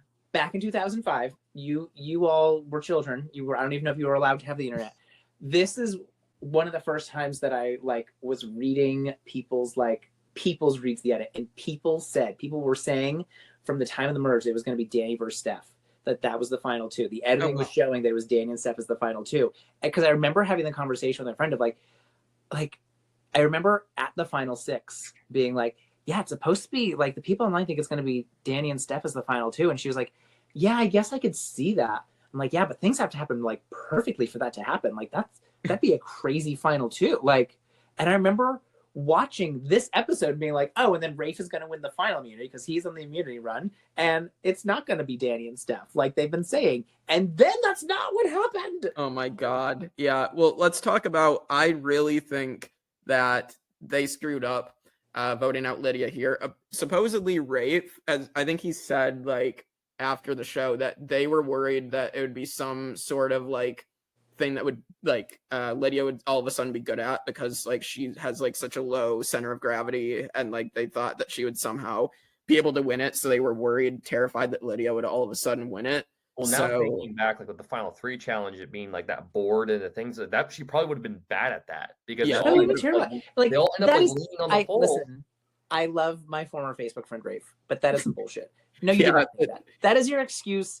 That is the excuse that you use to justify bringing Danny and Steph, because at that point, Danny and Steph were both going to take him. Like, it is the absolute strategic best move for him to take out Lydia. That absolutely makes sense.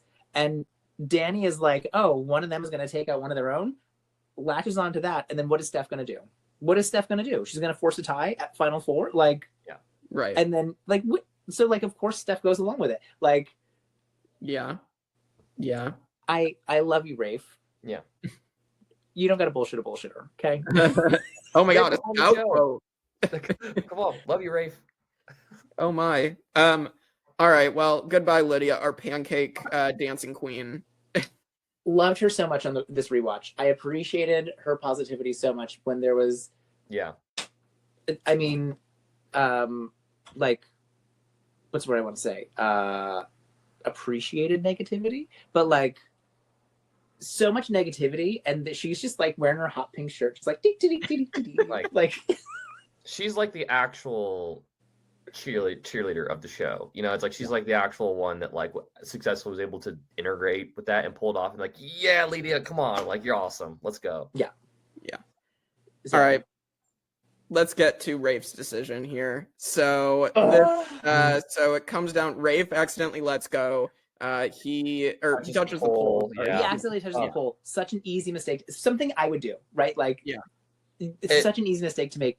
And poor Steph, who is all season long, like notably, like 2 feet shorter than Danny, and then like legs give out, and you know her mic pack was like digging into her back that entire time. Yeah. Like that's where her mic pack was. Yeah. So like that, like her legs just like she had to like physically extend her legs to keep herself up and to keep that mic pack digging into her back. And Dan is just chilling. Yeah, that it definitely worked against Stephenie in this challenge once it got down to it. But yeah, so Danny wins. Rafe goes up to her and says, I release you from my promise. So, yeah. Shocking. Yeah. Shocking. Watching this live in 2005 was insane. What? Rafe, what are you doing? I don't. But I don't think, as with Rafe's character, I don't think that's so far-fetched, because he was doing really good and doing certain things. But we're still in this blended era of maybe honorable moves being played at the very last minute of the game. And so I guess he just was like, well, he lost the challenge anyways. So I guess he was probably already thinking that they're going to like, I've been winning all these challenges. there's two of them, there's one of me. I think this is probably it for me. And he probably like, maybe he could have been like, way to go, Danny. Like, high five, we're going together, right? And she could have like said, I don't know if she would have done that though. I think she still would have like, it was either going to be an easy way out for Rafe, or it was going to be like a hard, like, you know, like coming to terms or something like that. It just seemed like he was resigned with, like, he knew that was it, that he probably felt like his journey was over at that point. Yeah. Maybe. I don't know. Like, the way Danny was playing, like, I feel like with their deal and whatever, I honestly think she might have taken him just to honor that. But... Yeah, I think she probably would have taken him. I think there was also some, like, in the moment.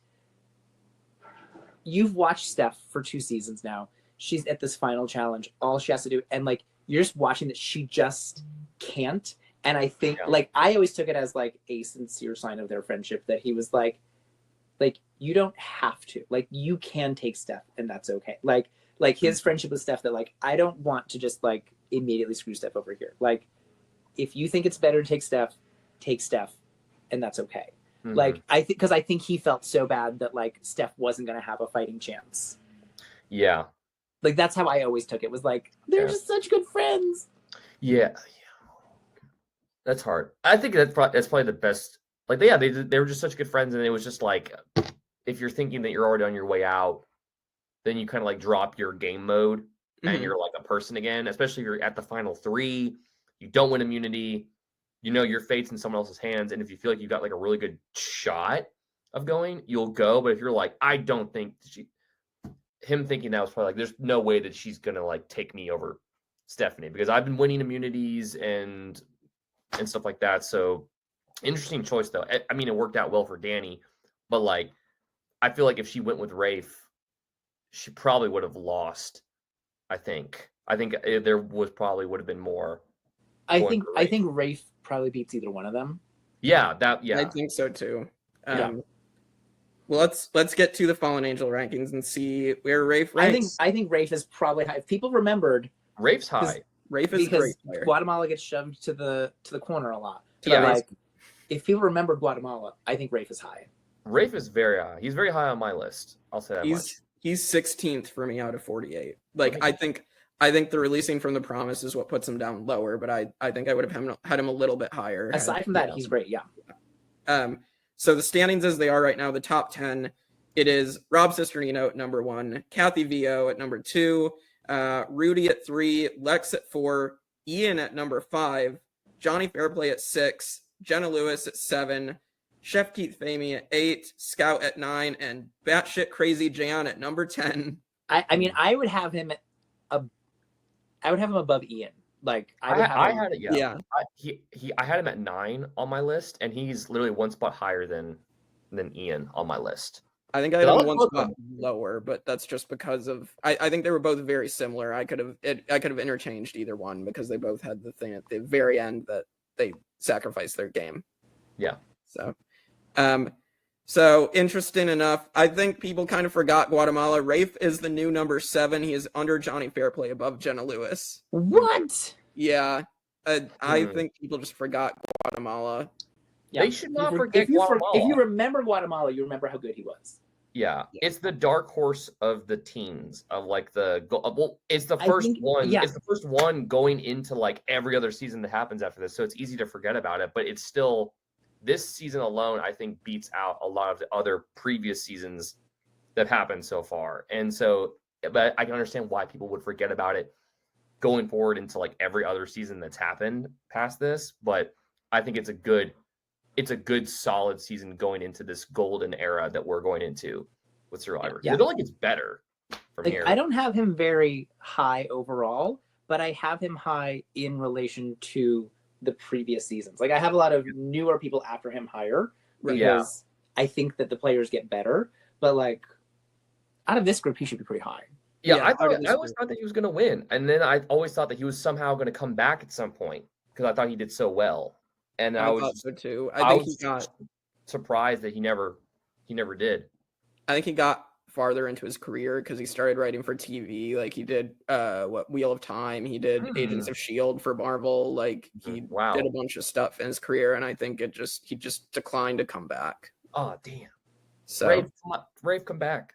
Yeah, Rafe, come back. Rafe, come back. All right. Let's get to final tribal council, and then we'll get to our final rankings, and then our favorite player, and then, our final question about the evolution of the game. Mm-hmm. All right. Final tribal council. Stephenie gets berated by a lot of people, especially like Judd. And Judd's really the big one that berates her over her decision to lie to his wife. And so and then he also comments on Danni being the best ice skater, which is kind of funny, honestly. But yeah. No, I understood what Steph was trying to say at Final Tribal Council of like, I didn't lie to her because at the time it's not like I was planning on doing that. It's just that I had to. And like, I understood her point, but she did not present it well. Yeah. And like, that's where her jury management went out the window. But like, I just think watching it, like, I think she was just on the ropes the whole time. Like they were against her the whole time. And you can see Danni is like, yeah, this is what I had to do. Like Danni has it so, like, she's able to just like confidently be herself. And Steph is like fighting the whole time. Like poor Steph. I think she had no chance going into this final tribal. Like, I don't think it mattered. I think that Steph was, and she even said a couple times leading up to it, she's like, I think the only person that I beat now is Cindy or Lydia. Like, she even says that. Like, she knows the jury is mad at her. So I think that she's in a tough spot the whole time. I think she answers the questions as best she can. But I don't think she's winning the season. I think she didn't do herself any favors when she's, the question of like, who would you remove from the jury? I think answering Bobby John, the one guy who pleaded with you to be on the jury, like answering him as the one you would remove is not good. Yeah, but even that, she's like, I don't know, I guess the person who, like the first juror, like she's trying to be as like diplomatic as possible. Of like I understand her answers for everything. It's just that like, they wanted her to say something because they wanted her to say somebody's name. They wanted her to say, like, who do you not care about? Like it was, that was the whole point of that, whereas like Danni gets to be able to like, I think, like, I forget what she even says, but she could say whoever she wanted. They'd be like, yeah, good answer. And whoever Steph said, they're like, you would take their vote away? Yeah. I don't know. Like, it sucks. It's a sucky situation. I also think she doesn't give herself enough credit, and she gives a lot of it to Rafe, which is fine. But I feel like in Final Tribal, at least like be like, yeah, I did this or I did that. Like, I don't know. I feel like. And you were ahead of me in the rewatch. So I remember you saying that. So I was watching more closely too. And I don't think that she necessarily gives him the credit. But like, there are a few times that she's like, Rafe had already decided, like, there was nothing I could do. Like the Lydia vote, she's like, there's nothing I can do. Like, yeah. Like, it's not so much, I don't think that she was so much giving him credit as just being like, guys, like, you're mad at me, but like, what was I gonna do? Like, that's the vibe that I got from her the whole time. Well, and after talking it through on this, I understand what your point is, because it's like, she didn't really have a choice but to cause a tie. So I get it. But I do not think she did a good job of presenting that in a compelling way at Final Tribal. Yeah. Jonathan, she didn't change any minds with those answers. No. Jonathan, any thoughts on the Final Tribal? I originally had Stephenie like kind of high because I think I was just like riding high off of her as a player. Yeah. But I think it was just a matter of like, she does pull out and has like the worst time ever out there and does what she does. And then she immediately comes back and does this. And now she's sitting in a final 2, right? So it's like, maybe she got caught up in the fact that it was like, oh my God, for 1 minute, I go from like, 0 to hero real quickly. And I'm like, 1 minute, everyone's targeting me. And the next minute I'm pleading my case why I should win the show. This is what I asked for, right? And then she might've gotten like caught off guard with how that ended up. And of course the whole jury's mad at her and stuff. And I think in the previous season with Plea, her whole thing was like, she showed too much heart and too much will to win, which like went for her. And then this is the season where it's like kind of used against her. Yeah. Where it's like, you did what you did exactly what you needed to do, but you kind of, like Kevin, you were talking about like the loss of innocence and everyone's excited to be there. And she's like, I don't care about that. I just want to get to the end. Right. And then she just kind of like sort of bulldozes her way to the end. And it's like, oh crap, all these people that have never been here before are going through the same exact thing that I went through and Plea. And that's not to take anything away from Danni. I think Danni's also like, I think this is a case where like both are fantastic deserving winners. Like either one of them that won. Yeah. Great job. I think that this jury in particular was not voting for Steph. Yeah, I agree with that. And like Stephenie played so aggressively. I give her a lot of credit for doing that and being a returning player when there were people on the cast who did not want to have her there. So yeah. Like Jamie. So it's like Jamie. No. Yeah. But I'll get to losing finalists then, and we'll rank Steph, and then we'll talk about Danny. So for the losing finalists, the top 10 are Boston Rob and All-Stars at number 1, followed by Colby, number 2, Kelly Wigglesworth, number 3, Nalia and Marquesas, number 4, Kim Johnson in Africa at number 5, Twyla at 6, which I think is, again, criminally That's low. criminal. That's criminal. I have Twyla high, so that's... I don't know why. Be thankful I wasn't here for the Vanuatu. Well, they were high. It's our panelists. It's our voters, not I would already be throwing fits about Vanuatu because of Chris Doherty. Can you imagine if I had to be here when Twyla got ranked low? Yeah. Well, again, blame the people in the chat for voting that aren't like the people who are on. They're going to hear from it when this is over, when we're done. Yeah. They're going to hear about it. Okay? Yeah. Lil is at number 7, Matthew Van Ertvelda at 8, Katie Gallagher at 9, and Clay Jordan from Thailand at 10. Mm-hmm. Stephenie LaGrossa is our new number 4. She is below Kelly Wigglesworth and above Nalia. Makes sense. I would have put her probably at number 2 out of that group. Like, I have her. She's definitely in the top 5. Quickly. I love her. So yeah, I love her too. Yeah, I have her at 13 overall. Like, I love Steph. Yeah, I have her 9th. So I have her high as well. I actually had her like probably a little too high. I had her at like 5.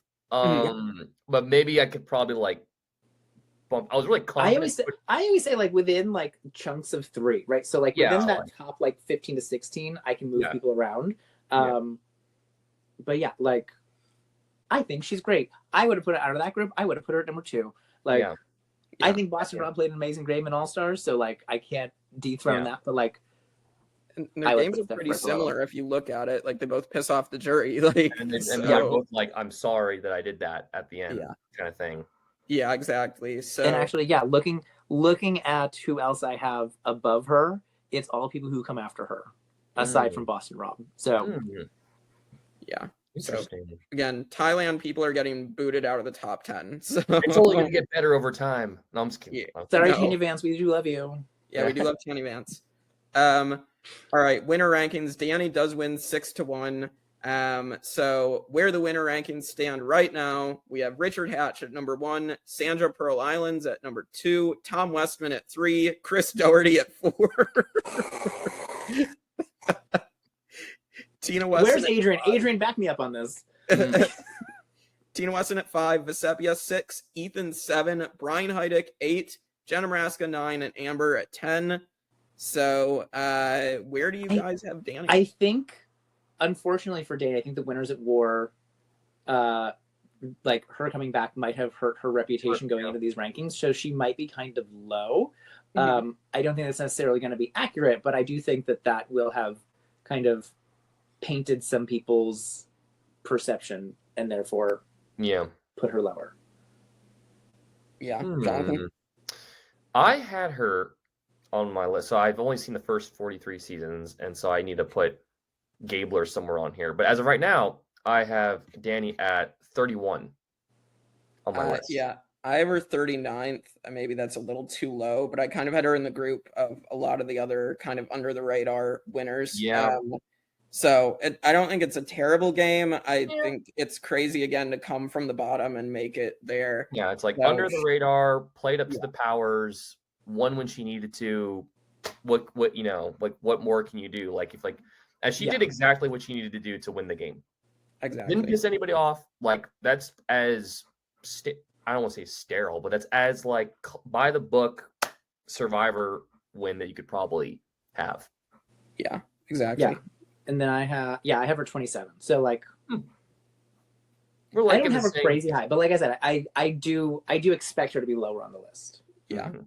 She is the new number 9. She is just above Jenna Maraska and Amber. Amber is out of the top 10. So disrespectful to Amber. Whatever. It's you got Chris Doherty up there. God, I'm gonna lose my mind if he is still in the top 10 when we get to the end of this. I'm gonna Oh my lose my mind. I'm gonna laugh so hard. All right, so there we go. Season rankings. We're almost here. We're almost done. The season rankings as they stand currently, it is Pearl Islands at number 1, Borneo 2, Australian Outback 3, Marquesas 4, Amazon 5, Africa 6, Vanuatu 7, All Stars 8, Palau 9, which I think is a little too low, and Thailand at 10. Where do you guys think Guatemala is going to land? Mid. I'm gonna say I don't think it should be mid, but I think people are gonna be like, it's forgettable. I think people forget it, so I think it's gonna be low. Like I think people forget about Guatemala when they think about the seasons, and I think that in this like range of seasons, like in the post All Stars, like pre heroes versus villains, like I think that there are like bigger, like more memorable seasons. So I think it's gonna end up being low just for that. I don't think it deserves to be low, but I think it's gonna be ranked low. I think this is definitely the dark horse season out of like the teens and like the Immunity Isle era, Exile Island era of Survivor. It's like this season kind of reminds me a lot of like Africa and like All Stars, where it's actually a really good season if you just sit down and watch it. But there's like so many other like good things that happen, other better seasons that happen later on that people were like, I don't want to watch Guatemala. I want to sit down and watch like, you know, China or Fans' Favorites or Token Chins. I'm like, well, it's exactly. But if you're watching this in chronological order, like I am, I'm having a great time, right? I'm like, this is exciting. This is fun. I really like Guatemala. And then eventually we progress into, you know, Panama and Cook Islands. And I'm like, it gets even better after this. But this is the first season where I felt like the show's getting better. And that makes any sense. And I was like, I liked it a lot. Yeah, that makes sense. I have Guatemala 31st. I think it's like it's a middle of the road. I think like it's not terrible. I think it is definitely forgotten. I mean, even Jeff, I think just remembers Stephenie for Palau, to be honest. Like I don't think her Guatemala game ever got brought up really. Like going into Heroes versus Villains or even 50, I don't think. Yeah. They're not gonna put like her little when they show her name and like it's also it's always not a beach season. Yeah. Like, and I think production kind of in general doesn't love the non-beach seasons. Yeah. They like the Bone. They hate China. Landlocked locations, and I'm like, well, some of the best seasons are landlocked. China's amazing. China's amazing. But Guatemala, I think the location is unique. I think you got some interesting characters. And Steph and Bobby John coming back as captains was a good twist. I think one of the better like reasons to bring captains back. I think it's a very good way to bring the captains back. I think are a good reason. And then you got Rafe, you got Brian, who could have gone a lot farther. You do get some bigger personalities. Like Gary's good, Judd, Amy, Jamie, Brandon. Brandon's a great character. So I mean, like, unfortunately, then you do have people like Brianna and a Morgan and a Jim who are the first three boots. Yeah, so but like they're first boots. It's fine. Yeah, but then it's okay after that, right? Like, right. It gets better because those three are not there. So it seemed like if you were like, I want to see people who are not interesting get voted out early, and then it happens, and then it's like now it's just all the interesting people that are left in the game. But it's still like a good season regardless, because I think everybody that was there did like a good job with what they had, kind of thing. Yeah, absolutely. For a middle of the road season, again, I kept just putting stuff higher that I enjoyed a little more, but I don't hate Guatemala. I like Guatemala. It is the new number 10. It kicks Thailand out of the top 10, and it is What? I think No way. I told you they were going to forget about it. Yeah. It's unfortunate. We got to kick these casuals out of the like, we got to get them out of here. Yeah, I think the casuals are definitely making it the way it is. So, because I wouldn't have Guatemala this low. No. I'm glad Thailand is getting booted out of the top 10s. But yeah, all right. Let's get to favorite players. So favorite male and female. Favorite male, I'm actually going with Brian Corden. I think Brian Corden's fantastic. I think he is someone who should have returned by now. I think the Bait Blake, as we've talked about, is fantastic, and I think Brian deserves more love.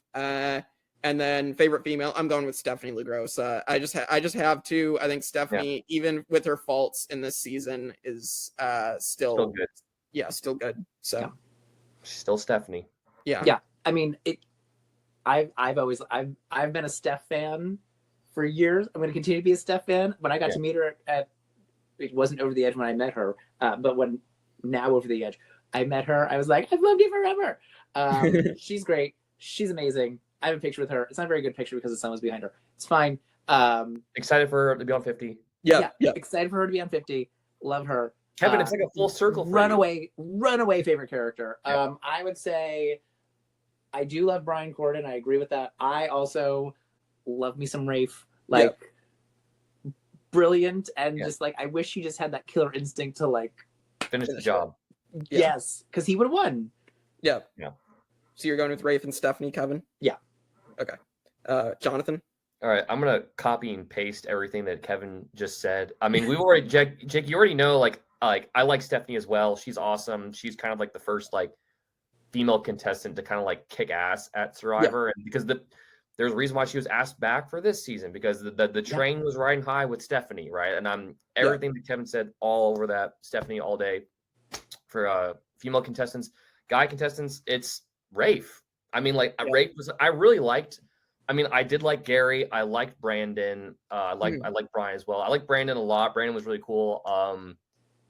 Gary was amazing, but just Rafe was just like, he is like Final 3 Dark Angel character. Like he's like, I wish he was asked back, and I wish he did come back at some point because I think he would have been great if he came back again. But yeah, those are my two. Love Rafe and love Stephenie a lot. Yeah, that makes sense. Rafe was on the list too for men. Like I do want to say that. Like I do like Rafe. All right. How did this season contribute to the evolution of Survivor as we know it? I mean, it introduced the hidden idol. Yep. Huge moment right there. Like I said, I do think I think a thing that I noticed was how long the pre-merge is. So I think this probably was what started to lead to like starting the jury earlier, starting the jury at 12 instead of starting the jury at 9 or starting at 11. I think that led to some of that change kind of behind the scenes. And bring back returning players with new players, which has been a fun theme usually when it happens. usually Jonathan? I mean, it's in the title of this episode, the immunity idol. That's the biggest thing. It's the biggest eye grab that sticks with Survivor to this day.